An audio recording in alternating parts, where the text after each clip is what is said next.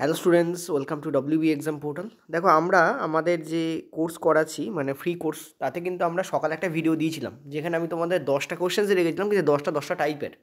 এবং সেখানে আমি তোমাদের একটা একটা টাইপ কিন্তু 100টা টাইপের হতে পারে, অর্থাৎ তোমাদের যে শিফট চলবে তোমাদের ওই প্রশ্ন রিপিট হচ্ছে বারবার। ঠিক আছে, তখন তোমরা বললো স্যার ওই টাইপটা কোথায়, খুঁজে দিন, আমাকে লিঙ্ক দিন। তো আমি তোমাদের বারবার বলবো ওই ভিডিওটা আজকে দেখে নাও, তাহলে কী হবে পরবর্তীকালে তোমরা যখন ওরকম ধরনের কোশ্চেন সলভ করবে তখন তোমাদের সুবিধা হবে। ঠিক আছে, তো আবারও আমি তোমাদের এই ভিডিওটাও আজকে দিচ্ছি, চেষ্টা করছি এটাকে কমপ্লিট করার, মোটামুটি 50 কোশ্চেন সমেত তোমাদের দিচ্ছি। এবার একটা কথা বলি, অনেকেই শুধুমাত্র, এটা ইম্পর্টেন্ট কথা একটু শুনবে, শুধুমাত্র আলোর চ্যাপ্টার, ঠিক আছে, আর ম্যাগনেট আর ইলেকট্রিসিটি করে যাচ্ছে। ঠিক আছে, এটা অনেকেই করেছে, এটাই করাই হয়তো সব থেকে ঠিক হতো, কিন্তু আমরা জানি যে আমাদের সিলেবাসে কিন্তু শুধুমাত্র এই কটা চ্যাপ্টার নেই। আমরা জানি আমাদের ত্বরণ বন্ধন এবং আমাদের কেই অর্থাৎ কাইনেটিক এনার্জি, অ্যাক্সলারেশন, ফোর্স ইত্যাদি, ওয়ার্ক পাওয়ার এনার্জি ইত্যাদি কিন্তু আমাদের রয়েছে।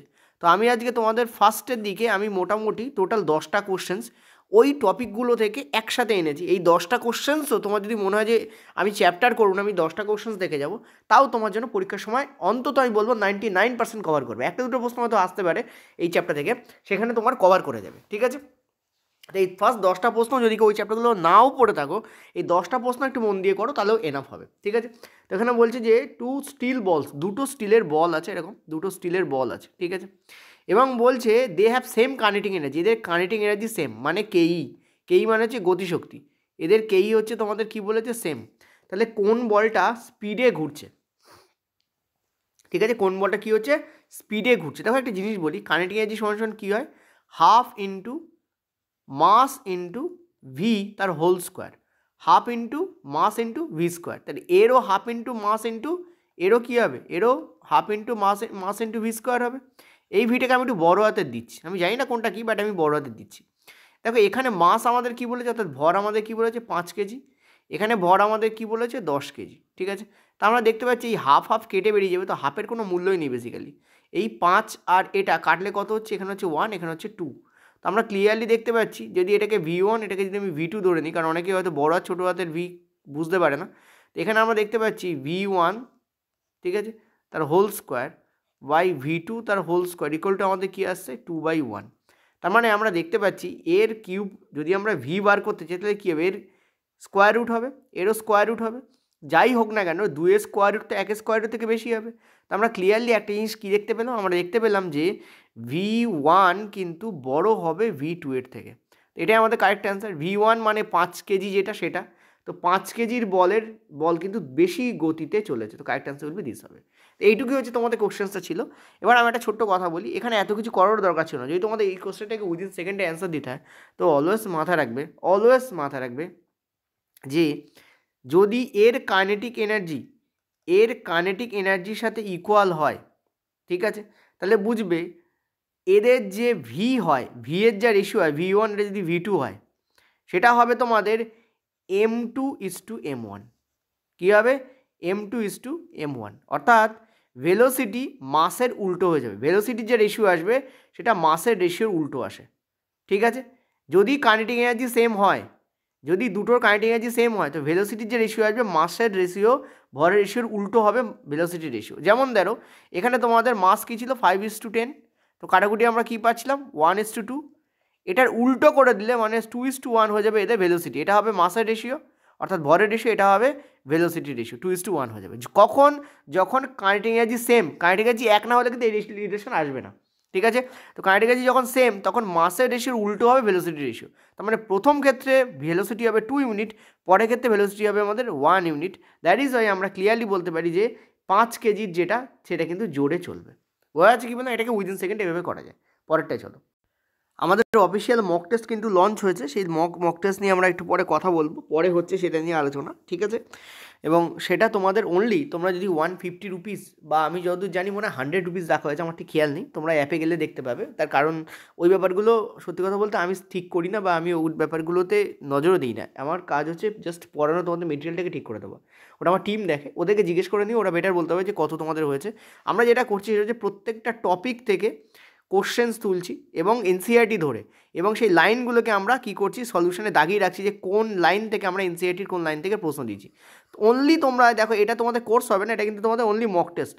যে মক টেস্টগুলো আছে সেটা তোমরা 100 রুপিস যদি তোমরা খরচা করতে পারো, ওই মক টেস্টগুলো তোমরা পেয়ে যাবে। কারণ একটা মক টেস্ট তৈরি করতে মিনিমাম 3 থেকে 4 ঘন্টা টাইম লেগে যায়। একটা 25 নম্বরের মক টেস্ট, 25টা কোশ্চেন থাকবে, তৈরি করতে 3 থেকে 4 ঘন্টা টাইম লাগে। ঠিক আছে, চলো। তো কী বলেছে দেখো, যেমন এই যে একটা স্লাইড তুমি একবার লিখে দেখো, এই স্লাইডটাকে তোমরা টাইপ করে বা অনলাইনে বা এআই দিয়ে যে কোনোভাবে তোমরা এই দুটোকে করে দেখো, তোমাদের কতক্ষণ টাইম লাগবে এই একটা কোশ্চেন্সকে। তাহলে তোমরা দেখলে বুঝতে পারবে যে কেন এইগুলো প্রাইস ওরকম রেঞ্জে যায়।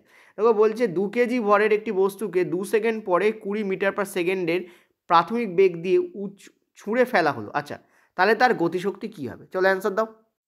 দেখো আমরা একটা ফর্মুলা জানি, সেটা হচ্ছে v minus you by t equal to তোমাদের এ।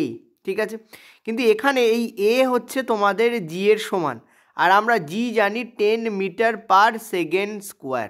ঠিক আছে, জি এর মান আমরা কি জানি 10 মিটার পার সেকেন্ড, তার মানে আমরা এইটা বসাবো, অ্যান্সার পাবো। এখানে দেখো একটা কথা তোমাদের বলেছে, 2 কেজি ভরের একটা বস্তু আছে যাকে ইনিশিয়াল ভেলোসিটি এইতে কী করে দেওয়া হচ্ছে, ছুড়ে দেওয়া হচ্ছে। আমরা জানি জি কাজ করে নিচের দিকে, তুমি যখন ছুটছো সেটা যাচ্ছে উপর দিকে, তার মানে জি এর বিরুদ্ধে কাজ করছে। সো জি এখানে আমরা নেগেটিভ নেব, point to be noted. First of all দেখো তোমাদের বলেছে কাইনেটিক এনার্জি কত হবে 2 সেকেন্ড পরে, তাহলে ভি আমাদের কত হবে, ইউ আমাদের কি বলেছে, ইউ আমাদের বলেছে 20 মিটার পার সেকেন্ড, ইউ আমাদের বলেছে কত 20 মিটার পার সেকেন্ড। টি আমাদের কত বলেছে, টি আমাদের 2, আর তোমাদের জি আমাদের কত বলেছে, জি আমাদের নেগেটিভ। এই এটাকে, এই এ মানি হচ্ছে এখানে জি, আর জি আমরা কী নেবো, নেগেটিভ নেবো। কারণ কি, জি যায় নিচে কিন্তু অ্যাকচুয়ালি আমরা ছুটছি ওপর দিকে, অর্থাৎ জির উল্টো দিকে ছুটছি। সো জিটাকে আমরা নেগেটিভ নিয়ে নেবো। তো এখান থেকে আমরা কী দেখতে পাচ্ছি, ভি আমাদের কি হচ্ছে, দেখো ভি, খেয়াল করো এই জায়গায় V minus you by T. তো ভি এর মান পাওয়ার জন্য আমরা কী করবো, দেখো প্রথমে আমরা 2 দিয়ে এটাকে গুণ করবো, তো এটা হয়ে যাবে 20। ঠিক আছে, আর আমরা কি করব, -20কে আমরা এদিকে নিয়ে যাবো, তো এটা হয়ে যাবে +20। তো ক্লিয়ারলি দেখতে পাচ্ছি এটা কেটে যাচ্ছে, ভি এর মান আমাদের 0 আসছে। তাহলে ভি আমাদের অ্যান্সার কী হবে, ভি আমাদের 0 বেরিয়েছে। এখন দেখো point to be noted, kinetic energy বার করতে বলেছে, আমাদের ভি বার করতে বলেনি, ভি আমাদের 0 আসছে, ভালো কথা। তো কাইনেটিক এনার্জি সমান কী জানি আমরা, 1/2 into m into V square. Problem হচ্ছে দেখো ভি এখানে আমাদের 0, তো 0 দিয়ে যাই গুণ করো না কারণ এটা 0 আসবে, তো correct answer will be 0 joule. তোমরা বলছো 0 কেন হলো, 0 হলো এই কারণে, কারণ এইটা, এই যে বস্তুটা, এটা উঠতে উঠতে উঠতে উঠতে এর সর্বোচ্চ উচ্চতায় পৌঁছবে, এবং সর্বোচ্চ উচ্চতা একদম সবথেকে উঁচু উচ্চতায় এর বেগ 0 হয়ে যায়, ফরের কাইনেটিক এনার্জি সঙ্গে সঙ্গে কী হয়ে যাবে, 0 হয়ে যাবে। বোঝাতে পারলাম? ক্লিয়ার? ওকে, তো correct answer will be this. চলো নেক্সট পয়েন্টটাতে দেখো কি বলেছে, এখানে বলেছে 100 কেজি ভরের একটা বস্তুর গতি 5 মিটার পার সেকেন্ড হবে। এটা 5 মিটার পার সেকেন্ড থেকে, তোমাদের বাংলা ঠিক করা আছে, ইংলিশে ঠিক করা আছে, 5 মিটার পার সেকেন্ড থেকে 15 মিটার পার সেকেন্ড হচ্ছে, 5 সেকেন্ডে বৃদ্ধি করা হচ্ছে, তার উপর অভিন্নতর আলোক করা হচ্ছে। তাহলে বস্তুর প্রয়োগ করা বল কী হবে? দেখো বল equal to force equal to আমরা কী জানি, ভর ইন্টু অ্যাক্সলারেশন। তো ভর তো আমাদের দেওয়াই আছে 100 কেজি, তাহলে অ্যান্সার আমাদের 100 কেজির মাল্টিপ্লাই আছে। একটা ইম্পর্টেন্ট জিনিস দেখো, আমরা জানি আমাদের ফোর্সের একক যেটা হয় সেটা আমাদের নিউটন হয়। তো কারেক্ট আনসার এটাই হবে, কারণ সব কটাতেই 200 আছে, কিন্তু এখানে চাপের একক আছে পাস্কেল, এখানে ভরের একক আছে, এখানে কার্যের একক আছে। তো ডেফিনেটলি কারেক্ট আনসার আমাদের কী হবে, এখানে এটাই হবে, অর্থাৎ N 200 নিউটন, কারণ আমরা বলের একক কী জানি, নিউটন হয়। তো এটাই আমাদের কারেক্ট আনসার হবে, এটাতে করারও দরকার নেই, বাট স্টিল তোমরা যদি কেউ করে দেখতে চাও তার জন্য আমি করে দিচ্ছি একবার, চলো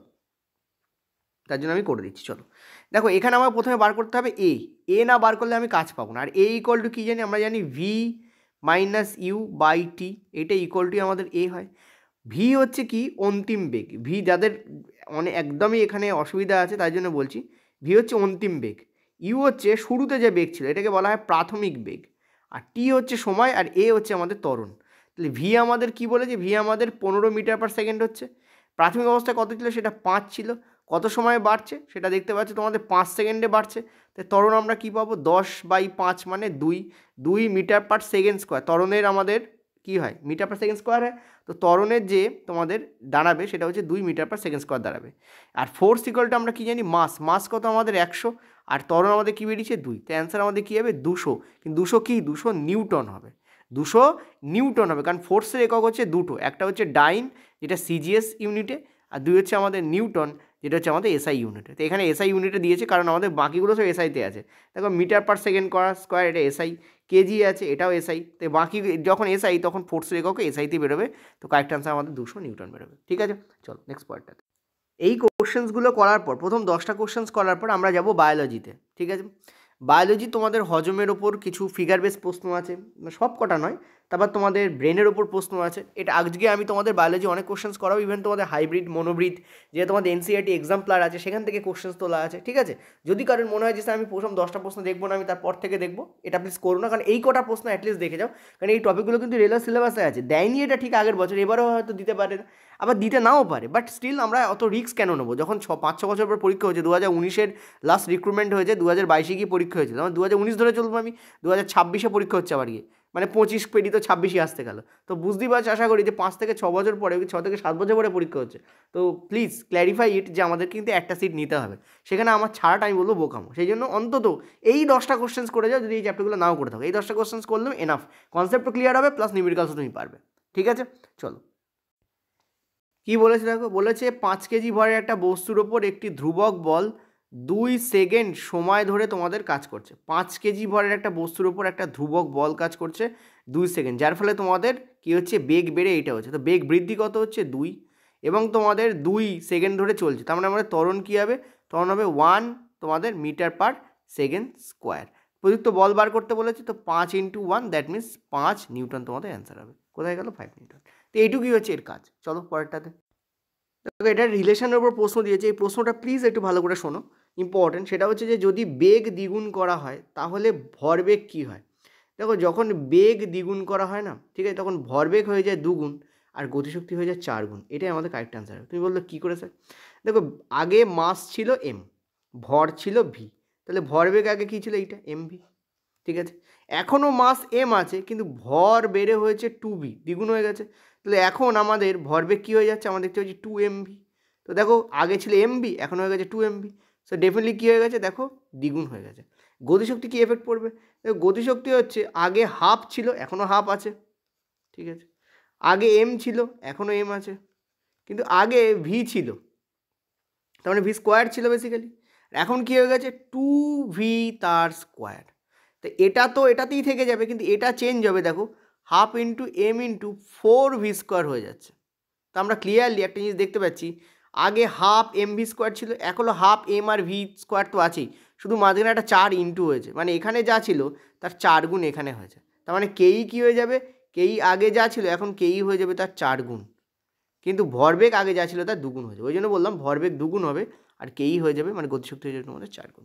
এটা দিয়ে 2018-19-এ প্রচুর প্রশ্ন এসছে, মানে 2018-তে ইনফ্যাক্ট, কিন্তু 2019 অর্থাৎ 2022-এ কেন জানি না টিসিএস লাইট, ইলেকট্রিসিটি আর ম্যাগনেটের চারদিকে ঘোরাফেরা করেছে। ঠিক আছে, সেই জন্য আমরা ভেবে নিচ্ছি এই অ্যাপগুলো আসবে না, বাট আমি স্টিল তবুও রিস্ক কেন নেবো, ওই জন্য সামান্য তোমাদের করেই রাখছি। ওকে, চলো নেক্সট পয়েন্টটাতে।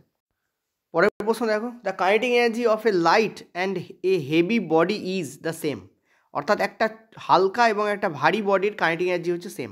ঠিক আছে, তো which of the following is have greater momentum, car momentum greater হবে, এটা খুব ইম্পর্টেন্ট প্রশ্ন। তার মানে বলেছে একটা কাইনেটিক এনার্জি আছে, ঠিক আছে, যার মাস, ধরো সাপোজ যার মাস হচ্ছে 2, ঠিক আছে, আমি বলে দিচ্ছি, ধরো 2 কেজি হচ্ছে তার মাস, আমি ধরে নাও, ঠিক আছে, 2 কেজি হচ্ছে তার মাস। ওকে, আচ্ছা, যার মাস হচ্ছে 2 KG, point to be noted, যার মাস হচ্ছে তোমাদের 2 কেজি। ওকে, আর ভেলোসিটি ধরো 5 মিটার পার সেকেন্ড। তো এখানে তোমাদের আমি লিখলাম 5 মিটার পার সেকেন্ড। এবার এটা কি 5 থাকবে না, এটা 5-এর স্কোয়ার হয়ে যাবে, কারণ কাইনেটিক এনার্জির ফর্মুলা কি, half into m into V তার হোল স্কোয়ার। তো ডেফিনেটলি এটা 5-এর স্কোয়ার হয়ে যাবে, তো আমি এখানে ডাইরেক্ট 25 লিখছি। ধরে নাও আর একটা আছে যার এই সেম, তাহলে তুমি ধরে নাও যার মাস হচ্ছে তোমাদের 4 আর ভি তোমাদের ভি ধরে নাও, ভিকে তোমরা ভি স্কোয়ার ধরে নাও। ঠিক আছে, এখান থেকে আমরা কী দেখতে পেয়ে যাচ্ছি, দেখুন হাফ হাফ কেটে যাচ্ছে, point to be noted, half half কেটে যাচ্ছে। সে 2 দিয়ে এটাকে কাটলে হচ্ছে 2।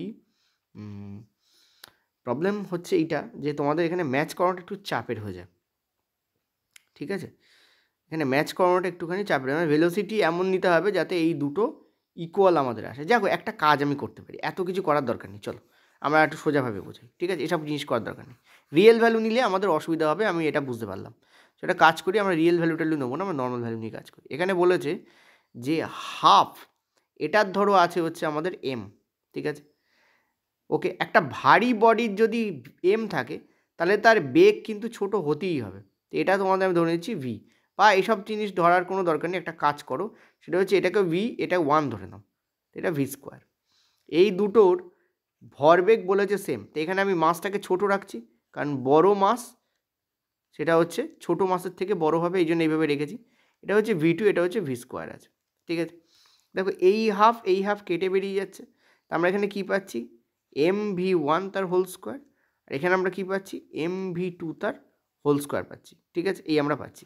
এবার আমরা কাজ করতে পারি, সেটা হচ্ছে এম ভি ইন্টু ভি, মানে V one into v one. আচ্ছা, যারা বুঝতে পারছেন তাদের জন্য একটা কাজ করি, আমরা কী করতে পারি, আমরা করতে পারি m v one into v one, কারণ এই ভি স্কোয়ারটাকে তো এভাবে লেখা যেতে পারে। এখানে কী আছে, এম, আমরা কী করছি, v two into v two করছি আমরা, ঠিক আছে। এই আমরা করেছি। এখানে কোনো বড়ো ছোটোর ব্যাপার নেই, শুধু মাস একটা অপরটা থেকে বড়, যেমনটা বড় আছে এটা আমি করেছি। এখন ব্যাপারটা ভালো করে বোঝো। আমরা জানি যে মোমেন্টাম অর্থাৎ ভরবেগ ইকুয়াল টু কি, মাস ইন্টু ভেলোসিটি। তার মানে এই মাস ইন্টু ভেলোসিটিটা ভরবেগ, তাহলে পি ইন্টু এখানে কী আছে, ভি ওয়ান আছে, এটাও আমাদের ভরবেগ। তো এটা হচ্ছে পি ওয়ান, এটা হচ্ছে পি টু, কারণ দুটোর ভরবেগ আলাদা আলাদা হতে পারে, কারণ এখানে বলছে কারটা বড়, তো আমরা এখানে পি টু লিখছি। এটাকে এই ভরবেগকে না পি দিয়ে ডিনোট করা হয়, ঠিক আছে। তো ইন্টু তোমাদের ভি টু, ঠিক আছে। এবার আমরা রেশিওটা কী পাচ্ছি ভালো করে দেখো, রেশিওটা পাচ্ছি আমরা, ভালো করে খেয়াল করো রেশিও কী পাচ্ছি। রেশিও আমরা পাচ্ছি কি, সেটা হচ্ছে P one by P two ইকুয়ালটা আমরা কী পাচ্ছি, V two by V one, এটা আমরা পাচ্ছি। ইকুয়ালটা আমরা কী পাচ্ছি, V two by V one, ঠিক আছে। এইটা আমরা পাচ্ছি V two by V one, এইটা কিন্তু আমরা পাচ্ছি, ভালো করে বুঝবে, এইটা আমরা পাচ্ছি, ঠিক আছে। এবার আমি তোমাদের একদম স্টার্টিংয়ে যে অঙ্কটা করেছিলাম তাতে একটা কথা বলেছিলাম, কি বলেছিলাম, আমি বলেছিলাম দুটো বস্তু আছে, তাদের কাইনেটিক এনার্জি যদি সেম হয়, আমি এটা বলেছিলাম কি বলিনি, তাদের গতিশক্তি যদি সেম হয়, দেখো এখানে বলেছে কাইনেটিক যাবে লাইট অ্যান্ড হেভি বডি আর সেম। এখানে দেখো ভালো করে বুঝবে, খুব ইম্পর্টেন্ট। আমি কি বলেছিলাম, আমি বলেছিলাম যে দুটো ধরো বস্তু আছে, তাদের কাইনেটিক এনার্জি সেম, তখন কী হবে, তখন আমি তোমাদের কী বলেছিলাম, যে তাদের ভেলোসিটির যা রেশিও হবে সেটা হবে তাদের মাসের রেশিওর উল্টো, ঠিক আছে। ভেলোসিটি রেশিও দিয়ে এটা হয়, মাস রেশিও এটা হয়ে যায়, মানে একটার মাস ভেলোসিটি রেশিও দেবে, অপরটার মাস অপরটার ভেলোসিটির রেশিও দেবে, ঠিক আছে। অর্থাৎ মাস আলাদা হয়ে যাবে। এবার তার মানে কি, তার মানে এই ভি টু এর যে মান, এই ভি টু এর রেশিও কী আসবে, দেখো আমি যদি ধরে নিই এই ভি ওয়ান হচ্ছে বড়টার, এম তো বড়, মানে মাস যার বড় সেটা হচ্ছে এম, আর এটা তো ছোট, তো মাস যার ছোট সেটা হচ্ছে এইটা। তো তার মানে ভি ওয়ানের রেশিও কী হবে, এম এর রেশিওর সমান হবে, কারণ ভেলোসিটি রেশিও মাসের রেশিওর উল্টো হবে। তো ভি ওয়ানের রেশিও হবে ছোটো হাতের এম এর সমান, আর ভি টু রেশিও হবে বড় হাতের এম এর সমান, আর এই দুটো রেশিও আবার এর সমান হবে। তাহলে পি ওয়ানের রেশিও হচ্ছে বড় এম এর সমান, মানে p one will be greater, point to be noted, p one will be greater than p two, এটা আমার হবে। এবার পি ওয়ান কার জন্য নিয়েছিলাম, বড় যার মাস তার জন্য নিয়েছিলাম, তো এখানে কী হবে, হেভি যার মাস তার ভরবেগও বেশি হবে, ঠিক আছে। হেভি যার মাস তার ভরবেগ কী হবে, ডেফিনেটলি বেশি হবে। ক্লিয়ার হয়েছে? বুঝছো কি বুঝছো না বলো? ইম্পর্টেন্ট কোশ্চেন্স এইভাবে বের করতে পারো, কিন্তু এটা এত কিছু করারও দরকার নেই। আমরা দেখতে পাচ্ছিলাম যে ভরবেগ হচ্ছে মাস ইন্টু ভেলোসিটি। তো ভরবেগ আমরা কি জানি, যার ভেলোসিটি বেশি, মানে যখনই কাইনেটিক এনার্জি ইকুয়াল হবে তখন ভেলোসিটি রেশিওর উল্টো হবে মাসের রেশিও, বা বলতে পারো মাসের রেশিও উল্টো হবে ভেলোসিটি রেশিও। এইটা দিয়েই আমরা কিন্তু ইজিলি এখানে অঙ্কটাকে করে ফেলতে পারি, ঠিক আছে, বোঝাতে পারলাম। চলো নেক্সট পরেরটাতে। এটা ইন্টারেস্টিং প্রশ্ন, কি বলেছে দেখো, বলেছে 5 কেজি ভরের একটা ঘনক একটি মসৃণ পৃষ্ঠের ওপর 2 মিটার পার সেকেন্ড বেগে চলমান। তার মানে এই যে ঘনকটা আছে, এই ঘনকটার ওজন হচ্ছে তোমাদের 5 কেজি। একটা ঘনক আছে, সেটা ওয়েট হচ্ছে তোমাদের 5 কেজি, ঠিক আছে। এবং এটা একটা কি বলেছে, একটা মসৃণ পৃষ্ঠের ওপর চলমান, 5 কেজির একটা ঘনক, সেটা একটা মসৃণ পৃষ্ঠের ওপর চলমান কত, 2 মিটার পার সেকেন্ড বেগে চলমান আছে। আচ্ছা, এটা গিয়ে কি করছে, 1 কেজি ভরের, point to be noted 1 KG, 1 KG ভরের আরেকটা বস্তুর সঙ্গে সংঘর্ষে লিপ্ত হচ্ছে। ধরো এখানে আরেকটা বস্তু রয়েছে, এখানে ধরো আরেকটা বস্তু ছিল, ঠিক আছে, ধরো এখানে আরেকটা বস্তু ছিল, এ গিয়ে গুঁতো মারছে এর গায়ে, এবং এই বস্তুটা যে চলমান তা কিন্তু বলেনি, কারণ এখানে কোনো ওয়েট লেখা নেই।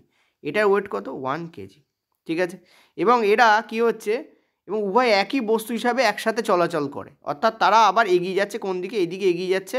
কিন্তু এবার যেটা হয়েছে সেটা হচ্ছে ঘনকটা কী হবে, অবশ্যই ভেঙে যাবে, ঘনকটা খানিকটা ভেঙে যাবে, আর এই বস্তুটা কী হবে, এর মধ্যে খানিকটা ঢুকেও যাবে, এবং এটা এরকম একটা পার্টে হয়ে গেছে এবং দুটো একসাথে হয়ে গেছে, এবং হয়ে তার মানে একসাথে হয়েছে মানে কি এটা এখন 6 কেজি হয়ে গেছে। দেখো এটা 5 কেজি ছিল, এটা 1 কেজি ছিল, 6 কেজি। ঠিক আছে, আর এখানে তোমাদের গতি কি হচ্ছে, গতি তোমাদের হচ্ছে যেটা, সে ধরো এটা কি গতিতে সেটা আমাদের জানা নেই, কিন্তু ভি গতিতে, ধরো এটা ভি মিটার পার সেকেন্ড গতিতে এরা কি হচ্ছে, এরা চলমান হয়েছে, কোন দিকে চলমান হচ্ছে, এই দিকে চলমান হয়েছে। তো সংঘর্ষের সময় কতটা এনার্জি খরচা হয়েছে, এই যে সংঘর্ষ হয়েছে একটা অপরটার মধ্যে ঢুকে গেছে, তো এই এনার্জিতে কতটা শক্তি ক্ষয় হয়েছে সেটা তোমাকে বার করতে বলেছে। মানে এখানে কাইনেটিক এনার্জিরই কেস। কাইনেটিক এনার্জি আমরা যখন বার করব, আমরা জানি যে কার্যক্ষমতা শক্তি যদি পড়ো তুমি দেখবে যে এনার্জি, ঠিক আছে, এনার্জি আর শক্তি, তোমাদের কাইনেটিক এনার্জি মানে কি, গতি শক্তি। সো গতি শক্তি এনার্জি দুই প্রকারের হয়, একটা গতি একটা স্থিতি, গতিজ শক্তি স্থিতিজ শক্তি। তো গতিশক্তির কতটা এনার্জি নষ্ট হয়েছে সেটা বার করলে বেরিয়ে যাবে। তো দেখো প্রাথমিক অবস্থায় ফলো করো, প্রাথমিক অবস্থায় ভালো করে বুঝবে, প্রাথমিক অবস্থায় আমাদের ভেলোসিটি দেওয়া আছে, এখানে কিন্তু ভেলোসিটি গিভেন নেই, এটা হচ্ছে প্রবলেম। এখানে আমরা কী করব, আমরা একটা ফর্মুলা পুট করব, সেটা হচ্ছে m1v1 প্লাস m2v2, সেটা ইকুয়াল টু আমাদের এই হোলটা হবে। ঠিক আছে, সেটা ইকুয়াল টু আমাদের কী হবে, এই হোলটা হবে। তো m1v1 ইকুয়াল টু কী হবে, ভালো করে বুঝবে। m1v1 কেন, কারণ দেখো এটা আমরা ভরবেগ, এখানে এর ভরবেগ, দেখো এর তো গতিশক্তি নেই, ভালো করে বুঝবে, এটার গতিশক্তি, এটার ভেলোসিটি কি 0, এটার ভেলোসিটি 0, তো এই পার্টটা আমাদের 0 হয়ে যাবে। m1 মানে হচ্ছে কোনটা, এইটা, এটা হচ্ছে আমাদের m1, আর v2 কোনটা, v1 কোনটা, সরি এটা, আর m2 কোনটা, m2 হচ্ছে এটা, আর v2 কোনটা, এখানে আমি v2 বলেই লিখছি, v2 হচ্ছে আমাদের 0, v2 ইজ আওয়ার 0, কারণ v2 নেই এখানে, সেই পুরো পার্টটা আমাদের 0 হয়ে যাবে। মানে m1v1ই এর ভ্যালু দেবে। ঠিক আছে, তো m1v1 কি, m1v1 কি 5 2 10, এইটা, এটা ইকুয়াল টু কী হবে, এইটা হবে, কী হবে 6 ইন্টু ভি। এই যে এখান থেকে আমরা কী পাচ্ছি, কাটাকুটি করলে আমরা কী পাচ্ছি, 5/3, অর্থাৎ এর যা ভেলোসিটি আসছে সেটা আমাদের কী আসছে, 5/3 আসছে। আচ্ছা, আরেকটা ইম্পর্টেন্ট পয়েন্ট দেখো, এখানে আমি 5 কেজি আর 2 কেজি আর মানে 5, 1 আর 6 ধরেছি, বাট বেসিক্যালি এখানে কিন্তু খেয়াল করো, এখানে আমি যখন অ্যাকচুয়াল কোশ্চেন্স দেখলাম, আমি দেখলাম এটা 0.5, এটা 0.2, সরি 0.5, এটা 0.1 আছে। ঠিক আছে, এটা 0.5, এটা 0.1 আছে, না একটু ভুল বলছি, এইটা আমাদের 0.5 আছে, এটা আমাদের 1 আছে, মানে এখানে বাংলা আর ইংলিশ যা আছে লেখা ঠিকই আছে, আমার এখানে অঙ্ক করতে গিয়ে আমি এটা 0.5 দেইনি, এই জায়গাতে একটা গন্ডগোল হয়েছে। তো একটা কাজ করে নিচ্ছি, সেটা হচ্ছে যে এই 1 কেজি আর 5 কেজি এটা কিন্তু 6 কেজি দেবে না, এটা আমাদের কি দেবে বলো তো, এটা আমাদের দেবে হচ্ছে 1.5 কেজি, তাই না, 1 কেজি আর 0.5 তো 1.5 হবে, তো এই জায়গায় আমাদের 6 কেজি হবে না এখানে। তো এইটা আমরা একটু ঠিক করে নিই, কেমন, এই জায়গাটা ঠিক করে নিই, এখানে ক্যালকুলেশনটা আমাদের গন্ডগোল হচ্ছে, কারণ আমি দেখিনি ওটা।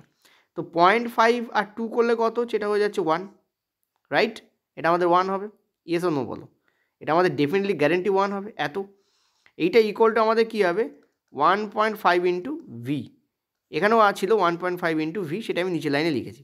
এখান থেকে আমরা কী পাচ্ছি বলো, এখানে এইটা আমাদের কী হয়ে যাচ্ছে, এটা আমাদের হয়ে যাচ্ছে 10, এটা আমাদের 15, তো এখানে কত হচ্ছে দেখো, এটা হয়ে যাচ্ছে 3/2।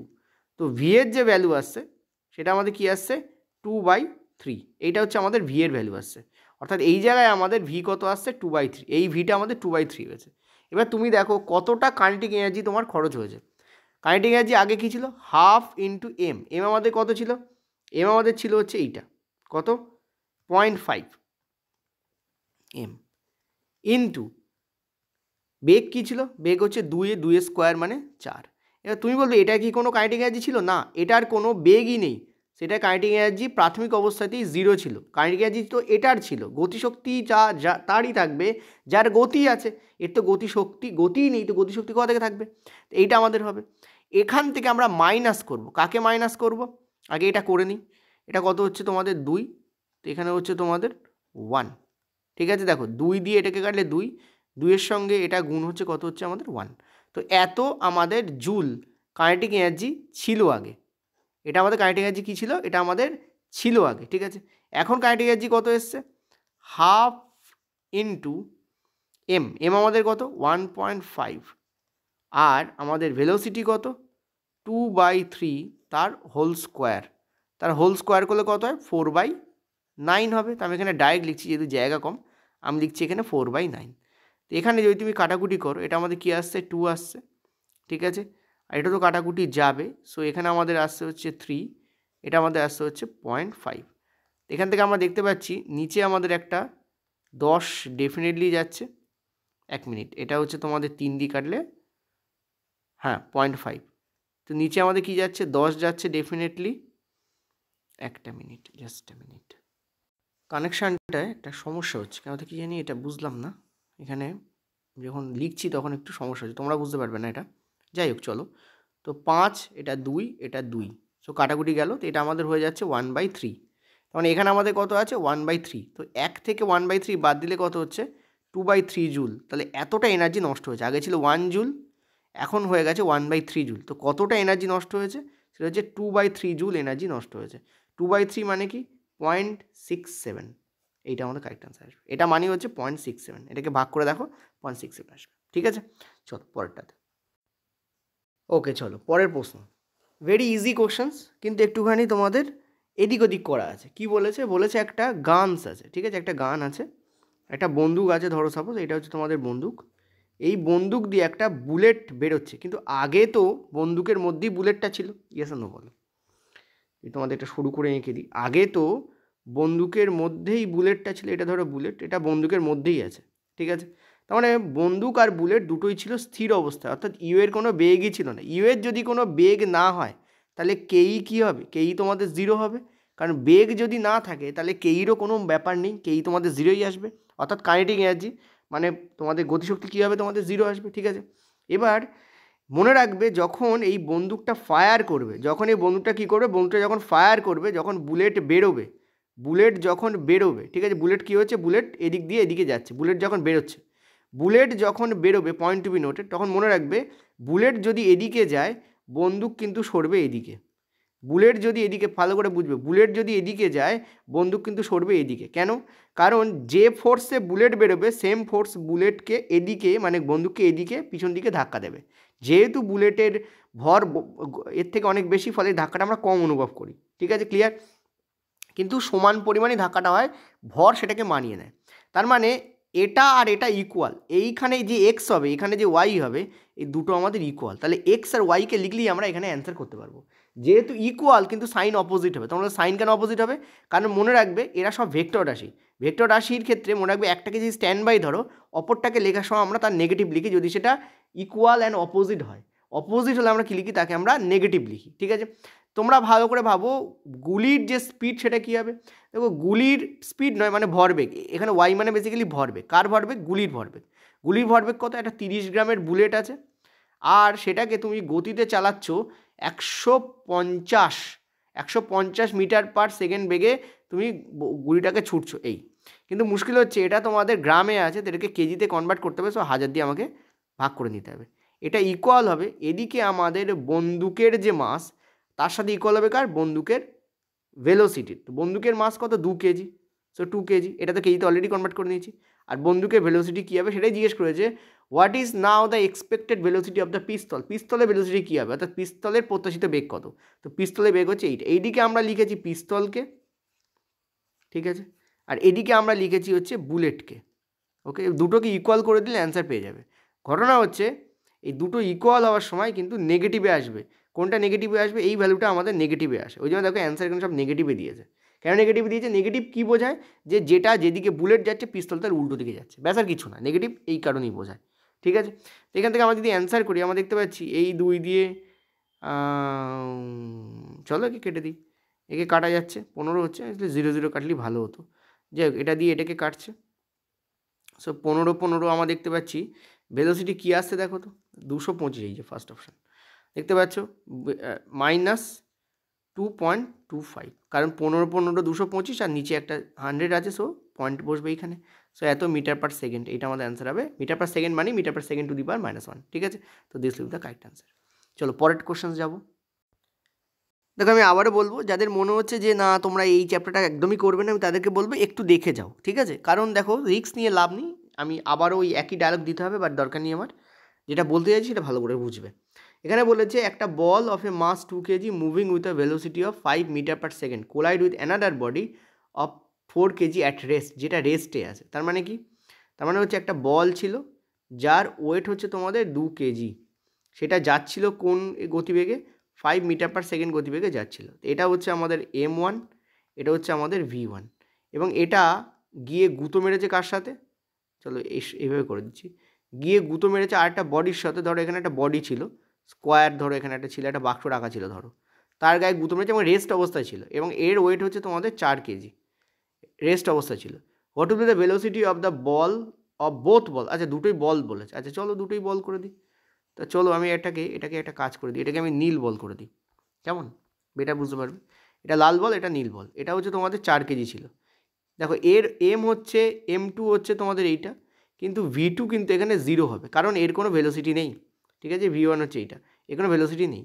এবং এও, এবার দেখো কলিশনের পরে এও গেছে, এবং কলিশনের পরে কিন্তু এও গেছে, দুটো গেছে। তো বলেছে বোথ বলস আফটার দ্য ভেলোসিটি, তাদের উভয় বলের গতিবেগ কী হবে, এটা আমাকে জিজ্ঞেস করা হয়েছে। ক্লিয়ার? দেখো এখানে আমরা কি করব, আমাদের যেটা ভি ছিল, ভি আমাদের কত ছিল? দেখো এই যে আমাদের ভি, এটাকে আমরা ভি ধরবো না, এটা হচ্ছে আমাদের প্রাথমিক বেগ। কারণ দেখো সংঘর্ষ হওয়ার পরেও কিন্তু একটা বেগ উৎপন্ন হবে, সেই বেগগুলোকে আমরা V1 আর V2 ধরে নেবো। এক্ষেত্রে আমরা এটাকে আমরা U1, এটাকে আমরা U2 ধরে নেবো, অর্থাৎ অন্তিম বেগ আমরা ভি ধরছি আর প্রাথমিক বেগকে আমরা ইউ ধরছি। তো এটার ক্ষেত্রে এটা U1, এটার ক্ষেত্রে এটা U2। এবার দেখো আমরা এখানেও যদি M1 U1 লিখি, তাহলে এটার তো আমরা পাবো, কারণ 2 × 5 সো 10 হয়ে যাবে। কিন্তু আমরা যখন এটার করব তখন আমরা দেখতে পাবো এটার কিন্তু আমরা পাবোই না, কারণ এটা হচ্ছে আমাদের 4 × 0, তো 4 করে দেবে, মানে 0 করে দেবে, সরি। এখানে আমরা কি করবো? দেখো এর ওয়েট কত ছিল? 2, আর এর ওয়েট কত ছিল আমাদের? 4। সো এখানে কিন্তু আমাদের আসবে 2V1 plus 2V2, sorry 4V2, ঠিক আছে? 4V2 এই আমাদের হবে। তোমরা বলে স্যার আপনি এ দুটোকে ইকুয়াল কেন করছেন? কারণ এখানে যা ছিল এখানে এক্স্যাক্টলি তাই হবে, ঠিক আছে? কারণ শক্তি কোনো দিন বা ভরবেগের নিত্যতা সূত্র কী বলে? ভরবেগ আগে যা ছিল, এর ভরবেগ ছিল ভর ইন্টু বেগ, এর ভরবেগ ছিল ভর ইন্টু বেগ, এই টোটালটা যা ভরবেগ হবে আগে, পরে ভরবেগ তাই থাকবে। তো ভরবেগের নিত্যতা সূত্র আমাদের কী বলে? যে ভরবেগ কোনো দিন চেঞ্জ তো হয়, but can not be destroyed. ভরবেগের নিত্যতা সূত্র এটাই বলে, ঠিক আছে? আগে যা ছিল পরে তাই থাকবে। সো এখান থেকে আমরা কী দেখতে পাচ্ছি? আমরা দেখতে পাচ্ছি এটা আমাদের উড়ে যাচ্ছে, সো এটা ইকুয়াল টু আমাদের 10 হচ্ছে। আর 2 যদি কমন নেই, এটা আমাদের কী থাকছে? V1 প্লাস 2V2, এটা ইকুয়াল টু 2 দিয়ে এটাকে কাটলে হচ্ছে আমাদের 5, ঠিক আছে? এখানে আমাদের কী থাকছে? V1 প্লাস 2V2, এটা ইকুয়াল টু আমাদের থাকছে 5। এবার একটা জিনিস দেখো, কোফিশিয়েন্ট অফ রেস্টিটুয়েন্ট বলে একটা কথা হয়, এটা ঘাবড়ানোর কিছু নেই। আমি যে একটা নতুন টার্ম বললাম বলে সবাই ঘাবড়ে যাবে এমন কিছু নেই, ঠিক আছে? কোফিশিয়েন্ট অফ রেস্টিটুয়েন্ট, ঠিক আছে? C/R, কোফিশিয়েন্ট অফ রেস্টিটুয়েন্ট কাকে বলা হয়? কিছুই নয়, এটা টার্মটা না বুঝে একটা জিনিস ভালো করে বোঝো, মনে রাখবে। এইটা একটু আমি কেটে দিচ্ছি, কোফিশিয়েন্ট রেস্টিটুয়েন্ট এসব মনে রাখার দরকার নেই। যেটা লিখবো সেটাকে ওটাই বলে, বাট ওটা মনে রাখার দরকার নেই। সবসময় মনে রাখবে যদি এটা একটা দুই ধরনের কলিজন হয়, কলিজন মানে কি? সংঘর্ষ। একটাকে বলা হয় ইনইলাস্টিক কলিজন, একটাকে বলা হয় ইলাস্টিক কলিজন। যখন ইলাস্টিক কলিজন হয় কাকে বলা হয়? যখন ইলাস্টিক কলিজন তখনই হয় যেখানে কোনো কাইনেটিক এনার্জি নষ্ট হয় না। ঠিক আছে? ইলাস্টিক এনার্জি কখন হয়, সরি ইলাস্টিক কলিজন কখন হয়, অর্থাৎ স্থিতিস্থাপক সংঘর্ষ কখন হয়? যখন সেখানে কোনো কাইনেটিক এনার্জি নষ্ট হয় না। আগে যা কাইনেটিক এনার্জি থাকে পরে তাই কাইনেটিক এনার্জি থাকে। যদি কিছু বলা না থাকে আমরা ধরে নেবো ওটা স্থিতিস্থাপক কলিজন, অর্থাৎ ওখানে কোনো কাইনেটিক এনার্জি নষ্ট হয়নি। আগে এই টোটালটার যে কাইনেটিক এনার্জি ছিল সিস্টেমের, এখানেও কাইনেটিক এনার্জি সেম আসে, তখনই আমরা তোমাদের ওই যে বললাম যে কোফিশিয়েন্ট অফ রেস্টিটুয়েন্ট, ওটাকে আমরা কিনি, ওটাকে আমরা ধরি 1, এবং কোফিশিয়েন্ট অফ রেস্টিটুয়েন্টের ভ্যালু হয় V2 minus V1 by U1 minus U2, sorry U1 minus U2, এটা ইকুয়াল টু আমরা কিনি, এটা ইকুয়াল টু আমরা 1 নেই, ঠিক আছে? এই যে এটা লিখলাম এটা কি বলা হয়? Coefficient of restitution. এবং এটা ইকুয়াল টু আমাদের কী হয়? এটা কোফিশিয়েন্ট রেস্টিটুয়েন্ট ই দিয়ে ডিনোট করা, এটা ই নয়, বাট আমরা ডিনোট করি, এটাকে আমরা বলি 1, ঠিক আছে? এটাকে আমরা কী ধরে নিই? 1 ধরে নিই। কখন? যখন প্রশ্নে কোথাও বলা নেই যে কতটা এনার্জি নষ্ট হচ্ছে বা ইত্যাদি কিছু বলা নেই, তখন আমরা এই যে রেশিও V2 মাইনাস V1, মানে এই দুটোর মধ্যে বিয়োগফল, আর এই দুটোর মধ্যে বিয়োগফল কোনটা? আগে U1 পরে আমাদের U2, এই দুটোর মধ্যে বিয়োগফলকে আমরা কী ধরে নেবো? 1 ধরে নেবো। মনে রাখবে ওপরটা যদি আগে এটা দাও পরে এটাকে আগে দিতে হবে V2 minus V1 equal U1 minus U2, ঠিক আছে। এখান থেকে আমরা একটা জিনিস বুঝতে পারছি যে V2 আমাদের কি, দেখো V2 তো আর U2 এই দুটো তো আমাদের জানাই নেই, তো V2 মাইনাস V1 যেমন আছে আমাদের তেমনই থাকবে। তার মানে লিখছি V2 মাইনাস V1 আমাদের যেমন আছে তেমনই থাকবে। U1 আমাদের কত ছিল 5 আর U2 আমাদের কত ছিল 0, তো 5 মাইনাস 0 মানে 5, আর সেই 5 এখানে চলে যাবে, তো এটাকে কী করে দেবে, এটাকে করে দেবে তোমাদের 5। এবার দেখো আমরা এখানে দুটো ইকুয়েশন পেয়েছি, একটা হচ্ছে এইটা, দুই হচ্ছে এইটা। এবার এই দুটোর মধ্যে কার্যকলাপ করলেই তুমি উত্তর পেয়ে যাবে অনায়াসে। একটা পেয়েছি আমরা এইটা, এই যে এইটা, কোনটা পেয়েছি এইটা V1 plus 2V2 equal to তোমাদের 5, আর একটা আমরা পাচ্ছি এইটা। এটাকে যদি সাজিয়ে লিখি তাহলে আমরা এরকম লিখতে পারি V1 প্লাস এইটা ইকুয়াল টু 5, জাস্ট এটাকে আমি আগে দিয়ে দিচ্ছি। তো এটাকে যদি আমি আগে দিই প্লাস V2, এটা ইকুয়াল টু আমাদের কী হচ্ছে, দেখো এখানে 5 হচ্ছে, ঠিক আছে। এবার কি হচ্ছে, এই দুটো দেখো কেটে বেরিয়ে যাচ্ছে, এখানে আমরা কী পাচ্ছি 3V2 ইকুয়াল টু আমরা পাচ্ছি 5, আর এখানে তোমাদের প্লাস হয়েছে, তো 5 আর 5 আমি পাচ্ছি কত 10, আমি কিন্তু পাচ্ছি এখানে। হয়ে যাচ্ছে এই ক্যালকুলেশনটা। তো 10-এর 3 করলে আমরা কি পাচ্ছি 3.33, তো 3.33, তো 3.33 V2-র মান এসে গেছে। এখন দুটো অপশানে আছে, সে এই দুটো আমাদের কেটে বেরিয়ে যাবে, এইটা অথবা এটা অ্যান্সার হবে, ঠিক আছে। এটা আমরা V2 এর মান পেয়েছি, দেখো এই 3টা এদিকে চলে যাওয়া মানে এখানে কিন্তু V2 এর মান, তো V2 এর মান আমরা কি পেয়েছি 3.33, একটা বেরিয়ে গেছে। চলো আরেকটা বার করা যাক, অসুবিধা কী আছে, আরেকটা বের করে দেবো, নো চিন্তা। যদি আরেকটা বার করার চেষ্টা করি, তো কী করবো আমরা, যে কোনো একটা ইকুয়েশান তুমি এটাকে নিতে পারো, এইটাই তুমি বসিয়ে দাও V2 এর মান, এইটাই তুমি V2 এর মান বসিয়ে দাও। তো মাইনাস V1 ইকুয়াল টু তোমাদের কী হচ্ছে 5 মাইনাস V2 এর মান কী হয়েছে তোমাদের 3.33, ঠিক আছে 3.33। তো 5 থেকে 3 বাদ করলেই 2 হয়, 2-এর থেকেও কম যাবে কারণ 0.33 আছে তাই। তো this option will be the correct option 1.66, ঠিক আছে। কী হবে আমাদের V1 এর মান কী হবে মাইনাস 1.66, বা এটাকে আমরা জাস্ট ভ্যালু জিজ্ঞেস করেছি, তো 1.66 will be the correct answer here. তো this will be the correct answer, ঠিক আছে। ইজিলি কিন্তু আমরা এটাকে অ্যান্সার করতে পারি। তো এই হচ্ছে আমাদের উত্তর থাকলো। চলো নেক্সট পরেরটাতে যাবো। ওকে, পরের প্রশ্ন কি বলেছে দেখো, একটা bullet of mass 12 gram is fired from a rifle থেকে একটা 12 গ্রামের বুলেটকে ফায়ার করা হয়েছে। The bullet takes 0.006 second to move through its barrel and leaves it with a velocity of এত, ঠিক আছে। দেখো কি করতে বলেছে, the force exerted on the bullet by the rifle. দেখো ফোর্স বার করতে বলেছে, তো ফোর্স ইকুয়ালটা আমরা কি জানি mass into acceleration, that means আমাদের অ্যাক্সলারেশন বার করতে হবে, কারণ মাস তো এখানে দেওয়াই আছে 12 গ্রাম, ঠিক আছে। তো বেসিক্যালি 12 তো গ্রামটাকে আমরা প্রথমে কেজিতে কনভার্ট করব, আর ইন্টু আমরা অ্যাক্সলারেশন লিখে নেবো। তোমরা বলতে কেজিতে কেন কনভার্ট করতে হবে, কারণ দেখো কেজি হচ্ছে এসআই পদ্ধতিতে একক, আর ফোর্সের একক আমরা জানি নিউটন হয়, আর অ্যান্সারে দেখো অপশানে দেখো নিউটন দেওয়া আছে। তো অলওয়েজ মাথা রাখবে এসআই পদ্ধতির একক যদি একটা ইউজ করো তাহলে সবগুলোকে তোমাকে এসআই পদ্ধতির এককই ইউজ করতে হবে। আমার কথা বোঝা যাচ্ছে? চলো স্ট্যান্ডার্ড একক ইউনিট ব্যবহার করতে হবে। তো এখানে বলেছে দ্য বুলেট টেক্স, আচ্ছা বাংলায় পড়ি, 0.006 সেকেন্ড। তার মানে আমরা এখানে অ্যাক্সেলারেশন ইকুয়াল টু আমরা কী জানি, আমরা জানি যে final velocity minus initial velocity by তোমাদের 2। তো ফাইনাল ভেলোসিটি আমাদের কত হবে, প্রবলেম দেখো ফাইনাল ভেলোসিটি আমাদের কী হবে, এখানে বলেছে bullet leaves with a velocity of 300 metre per second. তার মানে ও কিন্তু প্রথমে রেস্ট অবস্থায় ছিল, অর্থাৎ ইউ এর ভ্যালু 0, আর ভি আমাদের কত হবে 300 হবে, ঠিক আছে। তো বাই তোমাদের 0.006 এই আমাদের আসবে, ঠিক আছে। 0 দুটো, হ্যাঁ দুটো 0। এখান থেকে আমরা কি পাচ্ছি বেসিক্যালি 300 বাই 0.006, এটাই হবে আমাদের অ্যাক্সলারেশন। এই ভ্যালুটাকে এখানে গিয়ে তোমাকে পুট করতে হবে। তো 12/1000 ইকুয়াল টু 300 বাই তোমাদের 6, আর দেখো এখান থেকে আমরা 1000 পাচ্ছি, সেই 1000টাকে আমি ওপরে তুলে দিচ্ছি। এই 1000 কেটে দেবে, আর তোমাদের 6 দিয়ে একে কাটলে হচ্ছে 2, এখানে অ্যান্সার হবে 3 দুগুণে 6, 600 Newton will be the correct answer here. এত বড় কোশ্চেন্স কিন্তু সলিউশন দেখো একটুখানি, ঠিক আছে। এই কোশ্চেন্সগুলো থেকে ঘাবড়াবে না, তোমরা যদি বেসিক জানো তাহলে ঘাবড়ানোর কিছু নেই। তোমরা প্রথমে কী ভাববে দেখো, কীভাবে রুট ম্যাপটাকে ভাবতে হয় সেটা ইম্পর্টেন্ট। প্রথমে ভাববে যে ফোর্স ইকুয়াল টু হোয়াট, তো force equal to M into A, এটা আমরা প্রথমে জানি। তার মানে আমাদের এম লাগবে আর আমাদের এ লাগবে। এম তো এখানে গিভেন আছে, এ বার করতে পারি। এ ইকুয়াল টু কি, A equal to V minus you by T. তো এইটাই কিন্তু আমি এখানে বের করলাম, বের করে এই পার্টটাকে পেলাম, সেখানে একটুখানি কাটকুচি করলাম আর আমরা কি পেলাম, আমরা এখানে নিউটনকে পেয়ে গেলাম। চলো পরেরটাতে। আচ্ছা পরের প্রশ্ন দেখো 11 দাগ কী বলেছে, an alkali that is completely ionized in water produces a large number of ওয়েজ, ঠিক আছে। অ্যালকালি হচ্ছে এমন এক ধরনের ক্ষারক, দেখো আমরা জানি যে বেজ হয় একটা, আচ্ছা আমি একটু কালিটা তোমাদের চেঞ্জ করে দিই, জাস্ট এ মিনিট। আমরা কি জানি, আমরা জানি যে বেজ হয়, একটা হয় তোমাদের বেজ, ঠিক আছে, একটা হয় তোমাদের বেজ আর একটা হয় তোমাদের অ্যালকালি। বেজ কাকে বলা হয়? বেজ হচ্ছে এমন যেটা হচ্ছে ক্ষারক, ক্ষারককে আমরা বেজ বলি। আর কোনো ক্ষারক সেটা যদি জলে দ্রবীভূত হয় তাকে আমরা ক্ষার বা অ্যালকালি বলি, ঠিক আছে।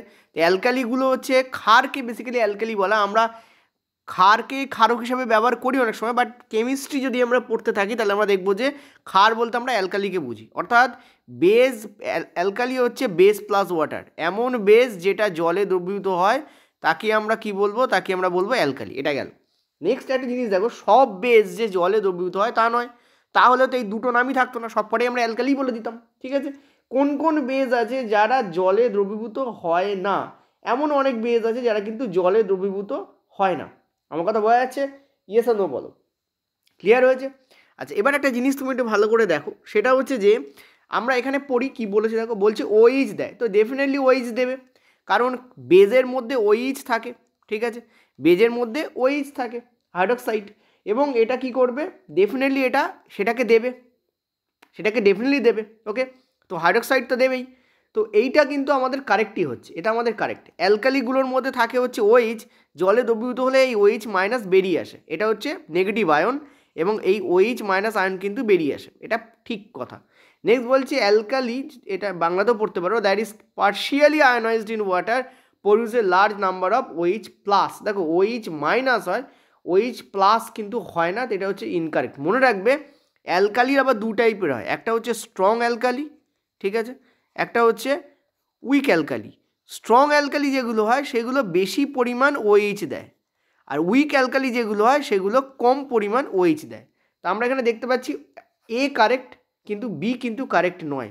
এখানে বলে যে বোথ, বোথ তো হবে না, তো this will be the correct answer, ঠিক আছে। এবার একটা জিনিস বলি, এখানে এক্সাম্পলটা একবার খেয়াল করো।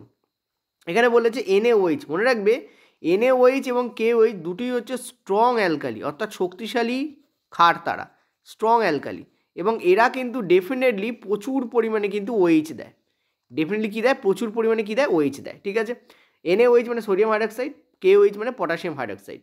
তো correct answer will be this, এটাকে ভাঙলে আমি Na প্লাস পাবো আর OH মাইনাস পাবো, এখানেও তাই K প্লাস পাবো আর OH মাইনাস পাবো, ঠিক আছে, বোঝা গেল?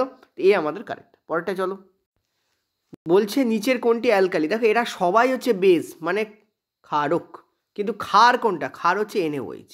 NaOH খুব তাড়াতাড়ি জলে দ্রবীভূত হয়, তোমরা বলতে এগুলো কি ক্ষার নয়? দেখো COH2 মানে কপার হাইড্রক্সাইড, এটা জিঙ্ক হাইড্রক্সাইড, এটা হচ্ছে ফেরাস হাইড্রক্সাইড। তো মনে রাখবে এটাই একমাত্র হচ্ছে এখানে অ্যালকালি। তোমরা বলে এরা কি জল নয়? দেখো এরা স্লাইডলি, যেমন এই কপার হাইড্রক্সাইড খুব স্লাইড জলে দ্রবীভূত হয়, ঠিক আছে। যেমন আমি যদি বলি ম্যাগনেসিয়াম হাইড্রক্সাইড, ম্যাগনেসিয়াম হাইড্রক্সাইডকে এনসিআরটি বলে যে একদমই দ্রবীভূত হয় না, বাট বেসিক্যালি তা নয়, খুব অল্প দ্রবীভূত হয়, ঠিক আছে। যেমন ক্যালসিয়াম হাইড্রক্সাইড, ক্যালসিয়াম হাইড্রক্সাইডে কিন্তু অল্প দ্রবীভূত হয়, কম দ্রবীভূত হয়, ওই জন্য এদেরকেও তোমাদের এনসিআরটি কী করেছে, অ্যালকালির মধ্যে ফেলে দেয়। বাট রিয়েল অ্যালকালি বলতে আমরা NaOH এবং KOHকেই বুঝি, ওকে। এই দুটো হচ্ছে রিয়েল অ্যালকালি। আরও আছে, এমন না যে এরাই কেবলমাত্র, আরও আছে, তার মধ্যে এরা অন্যতম, ঠিক আছে। যেমন অ্যামোনিয়াম হাইড্রক্সাইড আছে NaH4OH, ঠিক আছে, NaH4OH, এও কিন্তু অ্যামোনিয়াম হাইড্রক্সাইড, এও কিন্তু অ্যালকালি, এও কিন্তু অ্যালকালি। তো এখানে আমি নীলকাইতে যারা লিখেছি তাদেরকে অ্যালকালির মধ্যে ফেলা হয়। চলো নেক্সট পয়েন্টটাতে, 13 কি বলেছে দেখো, তিনটি দ্রবণের পিএইচ মান দেওয়া আছে, 2 দেওয়া আছে, একটাতে 11 দেওয়া আছে, একটাতে 7 দেওয়া আছে। আমরা কি জানি, আমি এটাকে একটু সাজিয়ে লিখছি তোমাদের, 2, 7 অ্যান্ড 11 করে দিচ্ছি, কারণ 2 এর পরে 7 আসে, তারপর 11 আসে, as per math is constant. আমরা জানি যে যখন আমরা এদিকে যাই, অর্থাৎ যত আমরা বেশির দিকে যাই তত আমরা কাকে পাবো, ক্ষারকে পাবো, আর যত আমরা এদিকে যাব তত আমরা কাকে পাবো, অ্যাসিডকে পাবো, এটা আমরা সবাই জানি, ঠিক আছে। এটা পিএইচ বেসড বলে তোমাদের ধরছি, এটা পিএইচ দিয়ে তোমাদের আমি কথাটা বলছি। এবার একটা জিনিস এখানে ভালো করে দেখো, এখানে বলেছে 2, 7 অ্যান্ড 11, তার মানে 2 হচ্ছে বেশি অ্যাসিডিক, 7 হচ্ছে তোমাদের দেখতে পাচ্ছি নিউট্রাল, কারণ 7 একদম মিডিলে আছে, এদিকে আর এদিকে 7 আমাদের নিউট্রালে হয়, আর এদিকে আমাদের 7 থেকে বেরিয়ে গেলে আমরা ক্ষারকে পাচ্ছি। তো হাইড্রোজেনিয়াম আয়নের ঘনত্ব, এখানে বলেছে হাইড্রোজেন আয়নের ঘনত্ব, হাইড্রোজেন আয়নের ঘনত্ব অ্যাসিডের দিকে বেশি থাকবে, ঠিক আছে। হাইড্রোজেন আয়নের ঘনত্ব কী হবে, অ্যাসিডের দিকে বেশি থাকবে। এক মিনিট, এখানে জিনিস দেখতে পাচ্ছি আমাদের এখানে, মানে তিনটে দ্রবণ XYZ বলে উল্লেখ ছিল। I am really sorry for that. আমি দেখছি তোমাদের এর আপডেটেড ভার্সন আছে কিনা।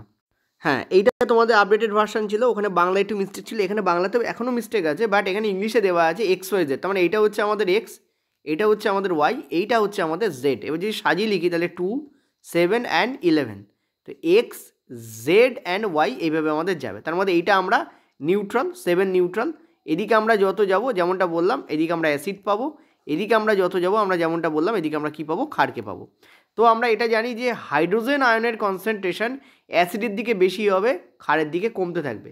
এখানে বলেছে ঘনত্বের ক্রমানুসারে ডিসেন্ডিং অর্ডার সাজাতে হবে। ইংলিশটায় বেটার লেখা আছে, ডিসেন্ডিং অর্ডার মানে কি, কমছে কোনটায়। তো প্রথমে 2 হবে, ঠিক আছে, তারপর 7, তারপর তোমাদের 11 হবে। This will be the correct answer here, ঠিক আছে। 2, 7 অ্যান্ড 11 এদিকে গেলে কমতে থাকে।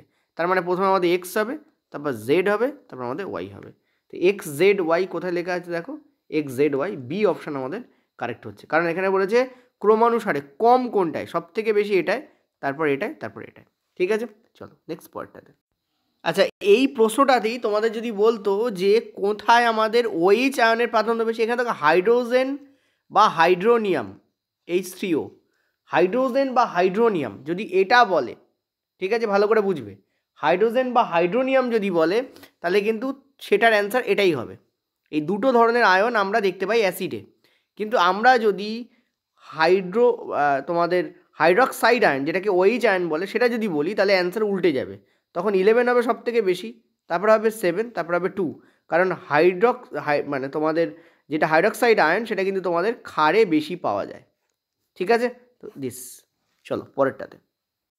14টা কী বলেছে দেখো, এই টাইপের প্রশ্ন প্রিভিয়াস ইয়ারে প্রচুর পড়েছে, সেই জন্য তোমাদের এই ধরনের কোশ্চেন আমি রেখেছি বানিয়ে।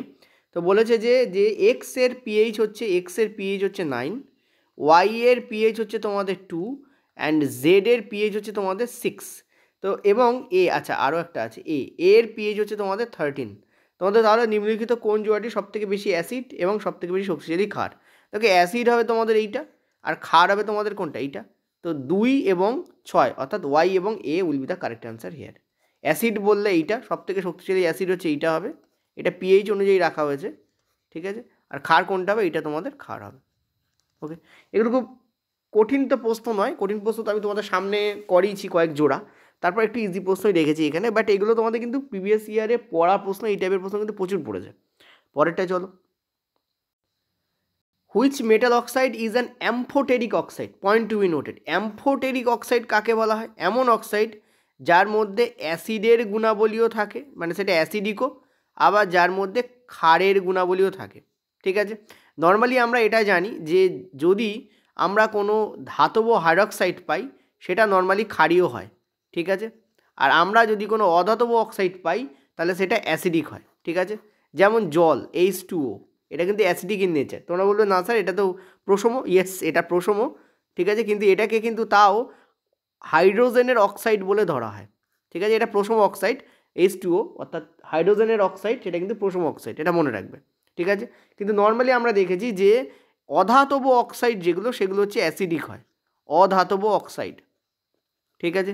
আর আমরা এটাও দেখেছি যে যদি আমরা ধাতব অক্সাইডের কথা বলি, যেমন NaOH, এর সঙ্গে OH যুক্ত, তাহলে সেগুলো কিন্তু আমরা দেখেছি যে সেগুলো কিন্তু ক্ষারীয় হয়। কিন্তু এটা এমন অক্সাইড যার মধ্যে এই দুটোরই গুণাবলী কি থাকে, বিদ্যমান থাকে, তাকে আমরা অ্যাম্ফোটেরিক, বাংলায় একে বলা হয় উভধর্মী অক্সাইড। কি বলা হয়? উভধর্মী অক্সাইড, ঠিক আছে। ওকে, এবার তোমাদের বলেছে কোনটা, মনে রাখবে অ্যালুমিনিয়াম অক্সাইড উভধর্মী অক্সাইড হয়, এটা অলওয়েজ মাথায় রাখবে। বাকিগুলো সব ক্ষারীয়, iron oxide, sodium oxide, potassium oxide, এটা সব ক্ষারীয় অক্সাইড, কিন্তু এ একমাত্র তোমাদের উভধর্মী অক্সাইড হয়, ঠিক আছে। এ একমাত্র কী হয়, উভধর্মী অক্সাইড তোমাদের হয়। এই যে অক্সাইড, এটার নাম হচ্ছে Al2O3, এটা মনেও রাখবে। অ্যালুমিনিয়াম অক্সাইডে হচ্ছে সংকেত হচ্ছে এইটা হয়। পরেরটা চলো। দেখো এই প্রশ্নটা স্টুডেন্টদের 90% স্টুডেন্টরা ছেড়ে দিয়ে আসে, প্র্যাকটিস করার পরেও স্টুডেন্টদেরকে সমস্যা হয়, ফলে স্টুডেন্টরা কিন্তু এই প্রশ্নগুলো ছেড়ে দিয়ে আসে। কীভাবে করবে এই প্রশ্নগুলোকে? প্রথমে তোমাদের দেখতে হবে যে আমরা চিনব কী করে কোনটা কী, এটা হচ্ছে সবচেয়ে ইম্পর্টেন্ট ফ্যাক্টর। দেখো খেয়াল করে এখানে OH আছে, দেখো খেয়াল করে এখানে কী আছে, OH আছে, এটাতেও আছে, এটাতেও দেখো OH আছে, দেখতে পাচ্ছ। আবার দেখো এইখানটা দেখো, খেয়াল করো, এটাতেও দেখো তোমাদের OH আছে, সেম, এটা আর এটা তো সেমই আছে, সেম একটা জায়গায় লিখে পাঠাচ্ছি। যাই হোক, আমি OH গুলোকে দাগাচ্ছি, এগুলো OH। তোমরা বলো স্যার কেন এখানেও তো OH আছে না, এখানে কিন্তু COOH আছে, এখানে দেখো COOH আছে। আচ্ছা একটা কাজ করছি, আগে একটা করে মেটাই। এই যে যেগুলো আমি নীল দাগ দিয়েছি সেগুলো শুধু OH আছে, দেখতে পাচ্ছ লাস্টে। এই OHগুলোকে কী বলে? এটাকে বলা হয় অ্যালকোহল। OH থাকলে তাকে আমরা কী বলি? তাকে আমরা বলি অ্যালকোহল। ঠিক আছে, আগে ব্যাপারটা বোঝো, তারপরে আমি তোমাদের অ্যান্সার দিচ্ছি। এটাকে আমরা কী বলবো? এটাকে আমরা বলবো অ্যালকোহল। ঠিক আছে, গেল। আচ্ছা COOHগুলোকে আমরা কী বলবো? যদি দেখো এখানে COOH একটা আছে, এখানে দেখো COOH আছে, আর কোথায় আছে? আর কোথাও নেই। ঠিক আছে, এটাকে আমরা কী বলবো? COOHকে কী বলবো? COOH। এটা হচ্ছে কার্বক্সিলিক গ্রুপ। ঠিক আছে, যেমন মিথানোইক অ্যাসিড, ওইক, এগুলোর লাস্টে কী থাকে? এগুলো লাস্টে ওইক আসে। যেমন এইটা, এই যে প্রথম যেটা, এই জন্য মিথানোইক অ্যাসিড কথাটা বললাম। এই যে প্রথম যেটা, এটা আমরা কি, এটা হচ্ছে মিথানোইক অ্যাসিড, মিথানোইক। ঠিক আছে, মিথানোইক অ্যাসিড এটার নাম, মিথানোইক অ্যাসিড। এগুলো হচ্ছে কার্বক্সিলিক গ্রুপ, কার্বক্সিলিক। ঠিক আছে, কার্বক্সিলিক গ্রুপ। যাদের এখনও মাথায় ঢুকছে না আমি বলবো তাদের বেসিক ক্লিয়ার নেই, পরীক্ষার সামনে বেসিকটাকে একটু ক্লিয়ার করাটা দরকার। ঠিক আছে, আচ্ছা এবার পরেরটা চলো, পরেরটা কি? এইটা কি? নীলকালি দিয়ে দেখাই তোমাদের যেটা বাকি আছে। এই দুটোর দিকে ভালো করে খেয়াল করো, তুমি কি দেখতে পাচ্ছ? তুমি দেখো এখানে COCH3 আছে, এখানেও COCH3 আছে, তার মানে এই দুটো ম্যাচ করছে। এখানে দেখো এতে CHও আছে, এতে OH আছে, তো এটা তো ম্যাচ হবে না, একই গ্রুপের নয় এটা। এখানে OH আছে, এটা COOH আছে, তো এরাও তো ম্যাচ করবে না। এখানে OH আছে আর COOH আছে, এরাও ম্যাচ করবে না, তাহলে ম্যাচ এখানে করছে। এইটার নামটা তোমরা ডেফিনেটলি জানো, এগুলো কিটোন গ্রুপ। এটা বেসিক্যালি কী গ্রুপ? এটা হচ্ছে কিটোন গ্রুপ। ঠিক আছে, কিটোন গ্রুপের অংশ এটা। ওকে, এই যে এটা, এরা, এই যে এই যে এইটা, একে কি বলা হয় জানো? এটাকে বলা হয় মিথাইল ইথাইল কিটোন। ঠিক আছে, মিথাইল ইথাইল কিটোন। ঠিক আছে, যদিও এটা তোমাদের সিলেবাসের বাইরের পার্ট দিয়ে দিয়েছে, মিথাইল ইথাইল কিটোন তোমাদের সিলেবাসে নেই, বাট স্টিল তবু দিয়ে দিয়েছে, এটাকে বলা হয় মিথাইল ইথাইল কিটোন। ঠিক আছে, আর এইটাকে, এটা হচ্ছে প্রোপানন, এটা হচ্ছে প্রোপানন, কারণ দেখতে পাচ্ছ কার্বন কটা আছে? একটা, দুটো, তিনটে, সো এটা হবে প্রোপানন। ঠিক আছে, তো এটা কিন্তু প্রোপানন। তো এই হচ্ছে তোমাদের ব্যাপার, এবং অ্যান্সার কোনটা হবে? আমাদের সি অ্যান্সার হবে। এছাড়াও আরেকটা জিনিস তুমি দেখতে পাবে, যে যদি তুমি দেখো যে আমাদের যে অ্যাকচুয়ালি যে গ্রুপ হয়, সেখানে আমরা কি দেখেছি? যে দুটোর পাশাপাশি অবস্থিতর মধ্যে গ্যাপ হচ্ছে CH2 এর হয়। দেখো এখানে কার্বন কটা? একটা। এখানে কার্বন কটা? দুটো। তো সি এর গ্যাপ পাচ্ছি আমরা, C2 - C করলে আমরা কী পাবো? একটা কার্বনকে পাবো। এখানে হাইড্রোজেন কটা? তিনটে। এখানে হাইড্রোজেন কটা? পাঁচটা। তো H2 এর গ্যাপ পাচ্ছি H5, এখানে H2, 5 থেকে 3 কাটলে কত হয়? 2 হয়। তো CH2 এর গ্যাপ পাবো আমরা, অর্থাৎ দুটো যদি আমরা বলি সমজাতীয় বা হোমোলোগাস সিরিজ বলি, তাদের মধ্যে আমরা গ্যাপ কত পাবো? CH2 এর আমরা কিন্তু গ্যাপ পাবো, এখানে সেই গ্যাপটা আমরা পাচ্ছি। তো that is why this will be the correct answer. ঠিক আছে, এটাও এরা একই গ্রুপের অন্তর্ভুক্ত। চলো পরেরটাতে।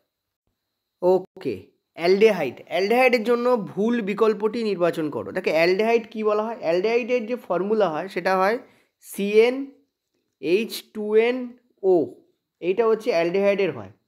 ঠিক আছে, CnH2nO, এটা হচ্ছে কম্প্রেসড ফর্মুলা আমরা যাকে বলি, সেটাতে আমরা অ্যালডেহাইডকে এইভাবে পাই। আর যদি আমরা দেখি লাস্টে আমাদের CHO থাকবে অ্যালডেহাইডে, তবেই আমরা তাকে অ্যালডেহাইড বলবো। ঠিক আছে, তো এটা কী বলবো? অ্যালডেহাইড বলবো। আর অ্যালডেহাইডের যে নাম আছে, সেই নামে আর একটা জিনিস থাকে, সেটা কি? সেটা হচ্ছে NaL থাকে, সেটা হচ্ছে NaL থাকে। তোমরা দেখতে পাচ্ছি একটা তো NaL নেই, তার মানে এখানে বেসিক্যালি অপশানগুলো ভুল আছে। ঠিক আছে, তো আমি তোমাদের একটা কাজ করছি, কারেক্ট করে দিচ্ছি একটু অপশানগুলোকে। ওকে, হয় এটা তোমাদের যখন ওই দিয়ে করা হয় তখন এই গণ্ডগোলটা হয়, এগুলো সবই NaL হবে। আমি কালো ইউজ করি বরং, আগে এগুলোকে মুছে নিই। এটা সবই NaL হবে, NaL ধরে তোমরা করো, তাহলে তোমরা এবার মানে অ্যান্সারটা মনোমতো হবে।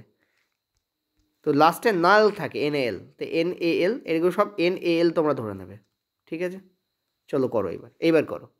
সবই আমাদের কী করে দিয়েছি? আমি NaL করে দিয়েছি। চলো করো এবার। যে CH3H4COH, COH অ্যাকচুয়ালি না হয়ে CHO বেসিক্যালি থাকে। ঠিক আছে, তো কারেক্ট অ্যান্সার কোনটা হবে? দেখতে পাচ্ছ আমাদের এখানে বলেছে ভুল বিকল্পটা বেছে নাও। ঠিক আছে, তো এটা দেখতে পাচ্ছ মিথানাল, এটা হচ্ছে সবথেকে সিম্পলেস্ট অ্যালডিহাইড হচ্ছে এইটা মিথানাল, যার বাংলায় আমরা যাকে মিথানাল বলি, আর মানে বাংলায় নয়, মানে নর্মাল চলতি কেমিক্যাল ভাষায় মিথানাল বলি, আর যার অ্যাকচুয়াল নাম হচ্ছে ফর্ম্যালডিহাইড। কী বলা হয় একে? ফর্ম্যালডিহাইড। ঠিক আছে, প্লাস্টিক তৈরি করতে কিন্তু ফর্ম্যালডিহাইড কাজ লাগে, এটা একটু মনে রাখবে। প্লাস্টিক তৈরি করতে কিন্তু ফর্ম্যালডিহাইড কাজে লাগে, প্লাস্টিক তৈরি করতে, ঠিক আছে? এটা খুব ইম্পর্টেন্ট জিনিস। নেক্সট তোমাদের বলেছে দেখো CH3H7COH, দেখো CHOটাকে এখানে COH বলে দেখা, দেখো এখানেও তাই করেছে, COH বলে দেখা আছে। আইদার CHO থাকবে অথবা COH থাকবে, কারণ এই টার্মগুলোকে যে কোনোভাবেই লেখা যায়, কিছু যায় আসে না, ঠিক আছে? বেসিক্যালি লেখা উচিত CHO, নট COH লেখা উচিত, বাট এখানে এভাবে দিয়েছে। যাই হোক চলো, তো দেখতে পাচ্ছ C3H7, দেখো এখানে ভালো করে খেয়াল করো, N এর মান যদি 3 হয় তাহলে H এর মান কত হতে হবে? 3 দুগুণ এখানে হতে হবে তোমাদের 6, ভালো করে বুঝবে কত হতে হবে তোমাদের, 3 দুগুণ 6। আরেকটা জিনিস ভালো করে খেয়াল করবে, সেটা হচ্ছে যে তোমরা যদি বিউটানলে যাও, ঠিক আছে, বিউটানল যেটা, বিউটানলে তোমাদের কিন্তু 4টে কার্বন থাকবে। এখানে বিউটানলে কটা কার্বন আছে দেখতে পাচ্ছ? একটা, ঠিক আছে, 4টে কার্বন থাকবে, ভালো করে বুঝবে, 4টে কার্বন থাকবে, একটা এখানে একটা, দুটো, ও সরি 4টে কার্বনই তো আছে এখানে, দেখতে পাচ্ছ 4টে কার্বন থাকবে, তাহলে 4 দুগুণ 8টা তোমাদের থাকবে হচ্ছে হাইড্রোজেন, ঠিক আছে? দেখো 8টা হাইড্রোজেন আছে, 7 আর 1 8, 7 আর 1 8, তো 8টাই আছে। আর ও আমাদের থাকবে একটা, দেখো অক্সিজেন এটা আছে, তো এটা তো আমাদের রাইট। নেক্সট এটাকে দেখো, এন কটা আছে? এন আমাদের দুটো আছে, একটা একটা, এন হচ্ছে 2। এন যদি 2 হয় তাহলে এটা আমাদের কটা হবে? 4টে হবে, ঠিক আছে? হাইড্রোজেন আমাদের কটা হবে? 4টে। এখানে হাইড্রোজেন কটা আছে খেয়াল করো? 3টে আছে, তো এটাই আমাদের কারেক্ট আনসার, এটাই আমাদের খাটছে না, ঠিক আছে? ক্লিয়ার হলো? দেখো অ্যাকচুয়ালি ইথানলের যে সংকেত হয় সেটা হয় তোমাদের CH3, এই জায়গাটা হয়ে গেল, আর হয় তোমাদের CHO, এইটা হচ্ছে অ্যাকচুয়াল সময়। CH3CHO, দেখো দুটো কার্বন তো 4টে হাইড্রোজেন, দেখো 3 আর 1 4, 4টে হাইড্রোজেন আর একটা ও থাকে, CHO লাস্টে থাকে, এটা OH করেছে বাট এটা HO হয়, তো এটাই আমাদের কারেক্ট আনসার, কারণ এটাই এখানে আমাদের খাটছে না। এটা তো খাটছে বলেই দিয়েছি, আর এটাও আমাদের খাটবে। দেখো এখানে কার্বন কটা আছে? 2 আর 1 3, তাহলে হাইড্রোজেন কটা হবে? 6টা হবে, 5 আর 1 দেখো 6, কারণ 3 দুগুণ 6, আর একটা দেখো ও থাকবে, দেখো ও রয়েছে, এই ও, তো এটাও আমাদের খাটছে, ঠিক আছে? তো কারেক্ট অ্যান্সার কোনটা? বি অপশন আমাদের কারেক্ট হবে। এইভাবে তুমি মনে রাখতে পারো, এই টার্মগুলো দেখলে তোমাকে বুঝতে হবে যে এগুলো এইটা হবে, কারণ সব মনে রাখা পসিবল নয়। এটা অত্যন্ত ইম্পর্টেন্ট প্রশ্ন, কারণ এটা প্রিভিয়াস ইয়ার 2022-এ এনটিপিসি স্টেজ 2-তে এসেছিলো। যদি এনটিপিসি স্ট্রিক্টলি তোমাদের একে ফলো করে না, কি বলে, তোমাদের রেলওয়েকে ফলো করে না, মানে এনসিআরটিকে ফলো করে না, কিন্তু আমরা দেখতে পাই যে অনেক সময় এনসিআরটির বাইরে ছোটোখাটো একটা দুটো জিকে বেসড সায়েন্সের প্রশ্ন জিজ্ঞাসা করা হয়। তো এখানেও সেরকম একটা, নিচের কোনটিকে ক্ষুধা হরমোন বলা হয়? এটার নাম হচ্ছে হাঙ্গার হরমোন, ঠিক আছে, মনে রাখবে, এটাকে হাঙ্গার হরমোন বলা হয়। তো কোনটাকে হাঙ্গার হরমোন বলা হয়? যেটা আমাদের খাওয়ার যে প্রক্রিয়া, মানে খাদ্য খাওয়ার ইচ্ছাকে কি করে? চাকিয়ে তোলে, মানে খাদ্য খাওয়ার ইচ্ছাকে বর্ধিত করে, সেটা কোনটা? সেটাকে বলা হয় গ্রেলিন। এটা মনে রাখবে, ভীষণ ইম্পর্টেন্ট প্রশ্ন, এটাকে গ্রেলিন বলা হয়, ঠিক আছে? খুবই ইম্পর্টেন্ট প্রশ্ন।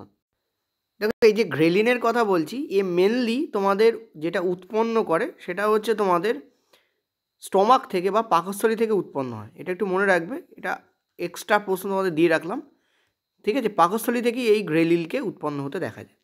পরেরটা চলো, ভেরি ভেরি ইম্পর্টেন্ট প্রশ্ন, রিপ্রোডাক্টিভ সিস্টেম যেটা আছে আমাদের সেখান থেকে দেওয়া।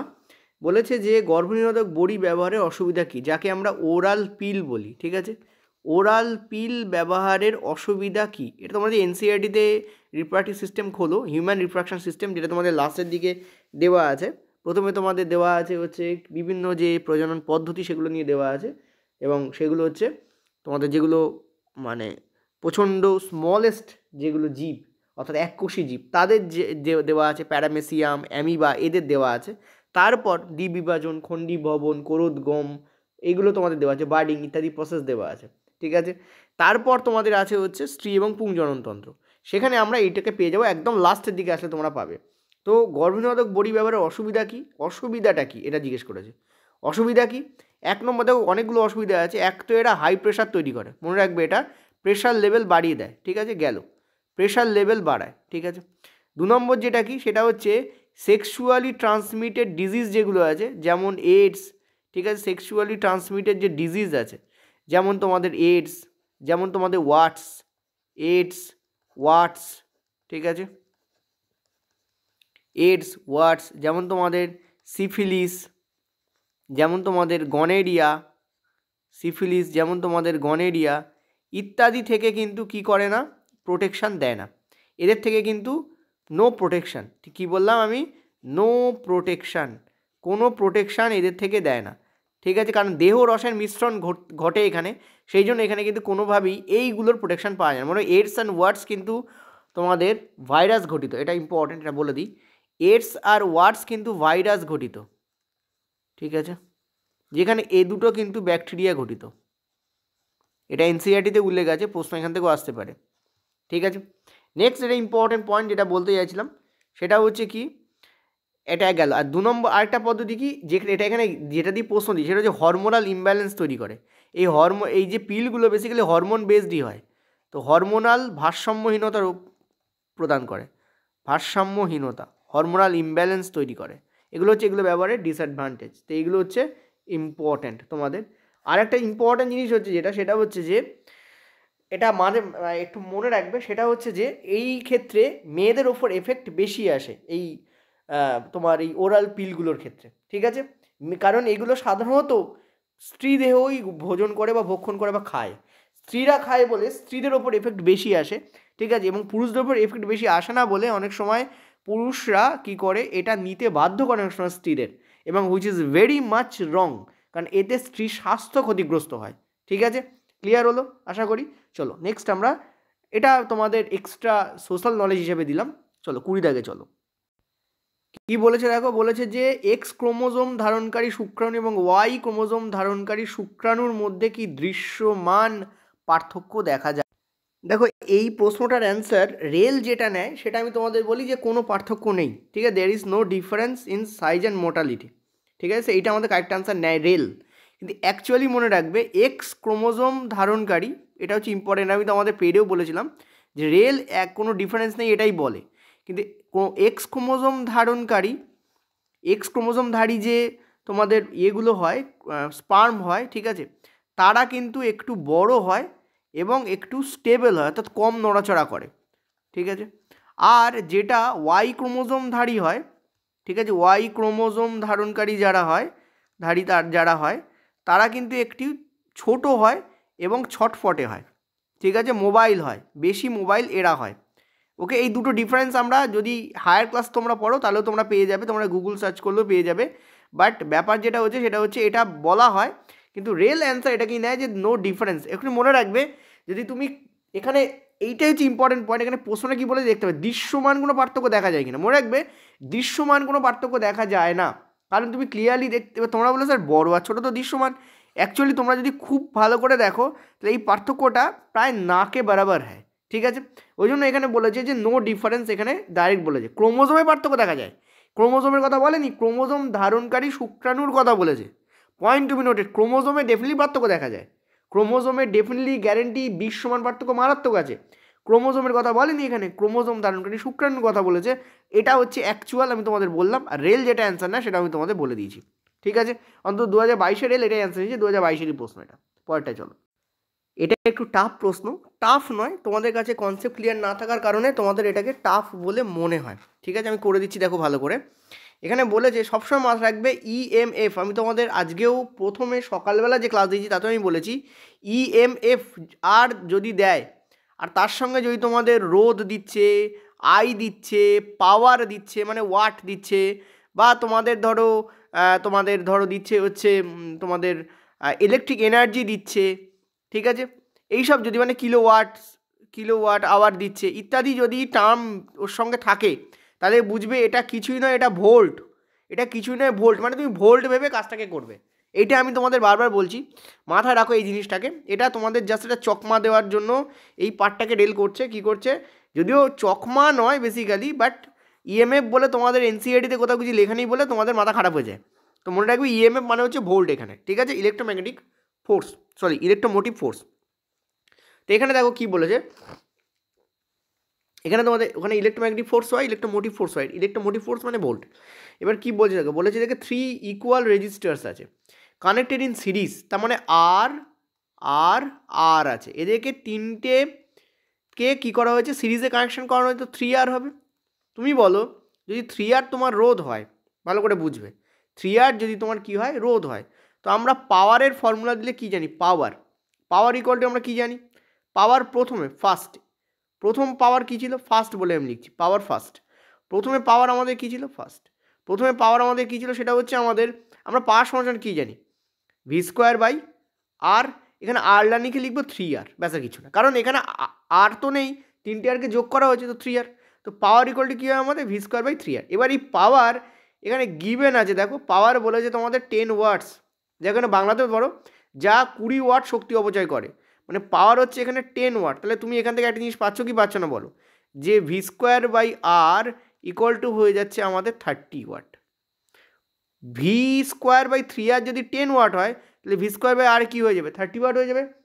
ইয়েস অন্য বলো? ডেফিনেটলি, কারণ রোধ যত কমবে পাওয়ার তত বাড়বে। যদি ভি আর আর এর মধ্যে রিলেশন নাও, তাহলে ভি আর এর মধ্যে রিলেশন পাওয়ারের সাথে কি ব্যস্তানুপাতিক সম্পর্কে আছে, আর ভি সমানুপাতিক, কিন্তু পাওয়ার আর এর সাথে ব্যস্তানুপাতিক সম্পর্কে আছে। তো আর যদি বাড়ে তো পাওয়ার কমবে, কিন্তু তুমি তো এখানে পাওয়ারকে আরকে কমই দিচ্ছ, তো এখানে 3r ছিল এটাকে আর করে দিচ্ছ, তাহলে পাওয়ার কী হবে? 3 গুণ বেড়ে যাবে। আর 3 গুণ কমছে তো পাওয়ার 3 গুণ বাড়বে।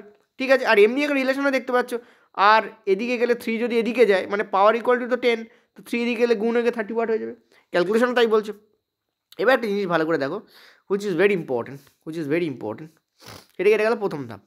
নেক্সট ধাপ দেখো, নেক্সট ধাপ তোমাদের কী করতে হবে বলেছে, যে ওই একই রোধগুলোকে কী করতে হবে, একই ইএমএফ উৎস, মানে ওই একই, এই যে এই পার্টটা সেম, মানে ভি এখানে সেম, সমান্তরালভাবে যোগ করা হচ্ছে। দেখো যদি এগুলোকে তুমি সমান্তরালভাবে যোগ করো, মানে 1/r করো প্লাস 1/r করো প্লাস 1/r করো, তাহলে তুমি এখানে কী পাবে? r/3 পাবে। এগুলোকে যোগ করলে r/3 পাবে না, এগুলোকে যোগ করলে পাবে 3/r, সেটাকে উল্টে দিলে তুমি r/3 পাবে। তো আমি এখানে ইকুয়াল টু না দিয়ে টিক মেরে দিচ্ছি। এগুলো থেকে আমার আসবে হচ্ছে এইটা 3/r আসবে। ঠিক আছে, ডাইরেক্ট তোমার এটাকে করতে জানতে হবে। যদি 1/x যদি করো তাহলে হয় x/2। ঠিক আছে, যদি তুমি করো মানে উল্টে দিলে, এখান থেকে ডাইরেক্ট আসে না, এখান থেকে তো আসবে 2/x, উল্টে দিলে x/2। যদি যদি তুমি করো 1/y, এরকম যদি 4 বার লেখো, তাহলে যদি উল্টে দাও তখন হবে y/4, মনে রাখবে এটা। ঠিক আছে, তো এখানে এরকমই হয়, যতগুলো আছে সেটা তলায় চলে যায়, আর যে মেন সংখ্যাটা আছে সেটা উপরে চলে যায়। যেমন আর হচ্ছে মেন সংখ্যা উপরে যাবে, কতগুলো আছে 3টে, 3 নামে নিচে। এবার এই জায়গাটাতে আমরা পি তো আগেবার ফার্স্ট করেছি, এবার পি নিউ, মানে প্রথমে আমাদের পি হয়েছিল, পি নতুন কি আসবে? সেটা আমাদের আসবে ভি স্কোয়ার বাই r/3, কারণ আর তো নিচে যাবে। এখান থেকে আমরা কি দেখতে পাচ্ছি? এখান থেকে আমরা দেখতে পাচ্ছি পাওয়ার নিউ ইকুয়াল টু আমাদের কি আসছে? আমাদের আসছে 3v স্কোয়ার বাই আমাদের আর। আর এই ভি স্কোয়ার বাই আর এটার ভ্যালু তো আমরা 30 জানি। তো এই যে জায়গাটা, এই জায়গাটা আমরা 30 লিখতে পারি, ইয়েস লিখতে পারি। 3 × 30 করলে আমাদের কি আসবে? 90 ওয়াট। তো this will be the correct answer, B. বুঝতে পারলাম? 2 লাইনে কেস খতম হয়ে যাবে, কিন্তু অঙ্কটাকে এমন করে দিয়েছে যে তোমাদের ক্রিটিক্যাল মনে হতে পারে। ওকে, চলো নেক্সট পরেরটাতে। পরের প্রশ্ন, an adult human urine consist of, অর্থাৎ একটি পূর্ণবয়স্ক মানুষের ইউরিন যেটা থাকে তাতে কি কি থাকে। দেখো এটা তোমাদের আমি পেড কোর্স যখন করেছিলাম সেখানেও আমি তোমাদের ডিটেলস আলোচনা করেছি। শুধু তাই নয়, তোমাদের যে আছে হচ্ছে এনসিইআরটি, তাতে কিন্তু ডিটেলসে লেখা আছে যে 95% ওয়াটার, 2.5% ইউরিয়া অ্যান্ড 2.5% আদার্স, অর্থাৎ 95% টোটাল তো 100, সেটাকে দুটো পার্টে ভাগ করা হয়েছে, 95% অ্যান্ড 5%। 95% ওয়াটারই থাকবে, আর 5%কে আবার দুটো পার্টে ভাগ করা হয়েছে 2.5 অ্যান্ড 2.5 করে। একটাতে থাকে ইউরিয়া আর বাকি থাকে আদার্স। এইভাবে তোমরা মনে রাখতে পারো। তো correct answer will B A D. তোমরা চাইলে এনসিইআরটি খুলে পড়ে নিতে পারো, আমি এখানে খুলে তোমাদের টাইম নষ্ট করছি না, কারণ প্রত্যেকের কাছে আমি জানি পিডিএফ আছে। ঠিক আছে, চলো নেক্সট পরেরটা।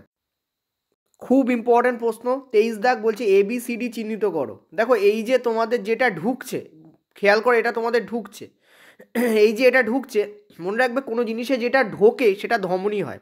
যেমন শুধু হার্ট বাদ দিয়ে, ঠিক আছে, যেটা ঢোকে সেটা কি হয়? নর্মালি ধমনী হয়, এটা অলওয়েজ মাথা রাখবে। যেটা ঢোকে সেটা কি হয়? ধমনী হয়। শুধু তাই না, তুমি যদি দেখো ফুসফুসেও ধমনী ঢুকছে।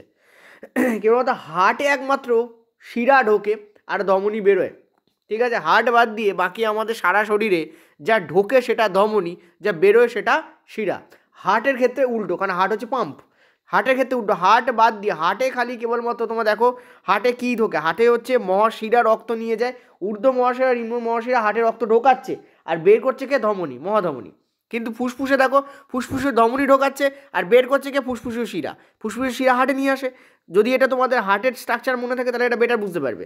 যা কিছু আমাদের শরীরে হার্ট বাদ দিয়ে কোনো কিছু ঢোকাচ্ছে যেটা পাইপলাইন, সেটা হচ্ছে ধমনী, আর যেটা বেরোচ্ছে সেটা হচ্ছে তোমাদের শিরা। আচ্ছা 1 মিনিট, এখানে কোশ্চেন্সটা তোমাদের একটু মিস্টেক ছিল, আমার মনে পড়ছে, আমি এটাকে একটু ঠিক করে দিই। এটাকে তোমাদের নির্বাচন করতে বলেছে এইটাকে, ঠিক আছে, ডি মানে এইটাকে, আর বি তোমাদের এটাকে বের করতে বলেছে। এইবার অ্যান্সার দাও তোমরা, ঠিক আছে। এবার আবার আমরা কালিতে ফিরে আসি। তো এ হচ্ছে তোমাদের ধমনী। কি ধমনী? Renal artery. ধমনী ইংরাজি আর্টারি তো সবাই জানো, এটাকে বলা হয় রেনাল ধমনী বা রেনাল আর্টারি, ঠিক আছে। তো এটা রেনাল আর্টারি, এ হচ্ছে তোমাদের রেনাল আর্টারি। বি কি? বি হচ্ছে তোমরা খেয়াল করে এটা কি, এটা হচ্ছে গ্লোমেরুলাস। বি হচ্ছে গ্লোমেরুলাস, গয়কার বলে লিখলাম, গ্লো গয়লয়, ঠিক আছে। আর যার মধ্যে বি থাকে, যে সাদা পার্ট, এটাকে আমরা কি বলবো? এটাকে আমরা বলবো ক্যাপসুল। কি ক্যাপসুল? বায়োমান্স ক্যাপসুল। তো বিসি বলে আমি লিখলাম। নেক্সট হচ্ছে তোমাদের ডি। এইটা কি? এইটা কি? এইটা, এই যে ডি, এটা কি? এটা হচ্ছে তোমাদের দেখতে পাচ্ছ, এটা কি? এটা হচ্ছে রক্ত বাইরে যাচ্ছে এখানে, তার মানে এটা ডেফিনেটলি ভেইন হবে। এটাকে বলি আমরা রেনাল ভেইন, ঠিক আছে। রেনাল কেন? বৃক্কের সঙ্গে সম্পর্কিত যা কিছু তাকে আমরা রেনাল বলে চিনি, ঠিক আছে। তো অ্যান্সার কোনটা হবে? দেখো এ হচ্ছে রেনাল ধমনী, দেখো সব কটাতেই রেনাল ধমনী। এ সি তো কেটে যাবে, সিটা হবে না, ডিও হবে না তোমাদের, বি হবে। দেখো এ হচ্ছে ব্রাঞ্চ অফ রেনাল আর্টারি, ঠিক আছে। বি হচ্ছে তোমাদের গ্লোমেরুলাস, তাও ঠিক আছে। বায়োমান্স ক্যাপসুল, ঠিক আছে। B, B capsule. এটা কেন হবে না দেখি একটু, উল্টে দেওয়া রয়েছে, দেখো বিকে বায়োমান্স ক্যাপসুল, সিকে গ্লোমেরুলাস করা হয়েছে, বি বায়োমান্স ক্যাপসুল নয় আর সি গ্লোমেরুলাস নয়, ওই জন্য এটা কেটে যাচ্ছে, ঠিক আছে। Answer will be be here. দারুণ কোশ্চেন্স। চলো পরেরটাতে, নেফ্রন চিত্র। এটাও তো তোমাদের ভালো প্রশ্ন। কি বলেছে দেখো, বলেছে যে কোন পার্টটাতে স্পাইনাল কর্ড লোকেট করছে, ঠিক আছে। দেখো অ্যান্সার হবে তোমাদের 4 নম্বর পার্ট। তো অ্যান্সার আমাদের এখানে বেরিয়ে আসছে 4 নম্বর, এর পরে নাবলি স্পাইনাল কর্ড পাওয়া যায়। এরকম জায়গায় পাওয়া যায় তোমাদের মিড ব্রেন, ঠিক আছে। আমি এটা ওভারঅল দেখাচ্ছি, ঠিক আছে। মিড ব্রেনের নিচে থাকে তোমাদের পন্স রিজিয়ন, এরকম জায়গায় তোমাদের থাকে পন্স রিজিয়ন, PONS। তার নিচে তোমাদের থাকে মেডুলা অবলাঙ্গাটা, MA বলে লিখছি, মেডুলা অবলাঙ্গাটা। মেডুলা অবলাঙ্গাটার নিচেই তোমাদের এই পোর্শন দিয়েই শুরু হয় তোমাদের স্পাইনাল কর্ড, ঠিক আছে। আর একটু নিচ থেকে, ইনফ্যাক্ট ওখান থেকে নয়, স্পাইনাল কর্ড বা মেরুদণ্ড মানে শিরদাঁড়া, ঠিক আছে, আমরা যেটাকে বলি শিরদাঁড়া, ঠিক আছে। তো কারেক্ট আনসার কী হবে? 4 নম্বর। 4 নম্বর থেকে কিন্তু তোমাদের স্পাইনাল কর্ড স্টার্ট হয়। চলো নেক্সট অ্যান্ড দ্য লাস্ট প্রশ্ন, 25 নম্বর দাগ, এবং এটা আমাদের লাস্ট প্রশ্ন। তোমাদের বলা হয়েছে যে সাইটন কি। দেখো সাইটন হচ্ছে, তোমরা যদি স্নায়ুকোষকে দেখো, স্নায়ুকোষকে দেখতে এরকম হয়, ঠিক আছে। এই স্নায়ুকোষের যে কোষ বডি, স্নায়ুকোষের যে কোষ বডি, এই যে এই পার্টটাকেই বলা হয় সাইটন। আর এর আরেকটা নামও আছে, সেটা হচ্ছে পেরিক্যারিয়ন সেল। এটা আমি তোমাদের যখন পড়িয়েছিলাম তখন বহুবার বলেছি যে স্নায়ুকোষ বা নিউরনের যে কোষ দেহ, সেল বডি, সেটার বিভিন্ন নাম আছে। এই নাম দিয়ে কিন্তু রেল প্রশ্ন দেয়, তোমাদের এখানে রেখেছি পেরিক্যারিয়ন সেল বা সাইটন। এটাতে কিন্তু রেলওয়ে 2018 নয় 2022-এ ইনফ্যাক্ট প্রশ্ন পড়েছে, আমি 2018টা তুলেছি, ঠিক আছে। তো টোটাল এই 25 কোশ্চেন্স কিন্তু তোমাদের ছিল। দেখো আমাদের অ্যাপে কিন্তু মক টেস্ট চলছে, তোমরা চাইলে কিন্তু মক টেস্টটাকে কিন্তু অ্যাটেম্প্ট করতে পারো, আমি এটা বারবার বলবো। এবং সেটা তোমাদের, আমি এখন যেটা খোঁজ পেলাম সেটা হচ্ছে তোমাদের 65 রুপিস রাখা হয়েছে। 65 রুপিস দিলে তোমরা যে মক টেস্টগুলো আছে সেই মক টেস্টগুলো তোমরা কিন্তু সব অ্যাভেল করতে পারবে। Download the app, link in the description and in the first comment. Okay, thank you.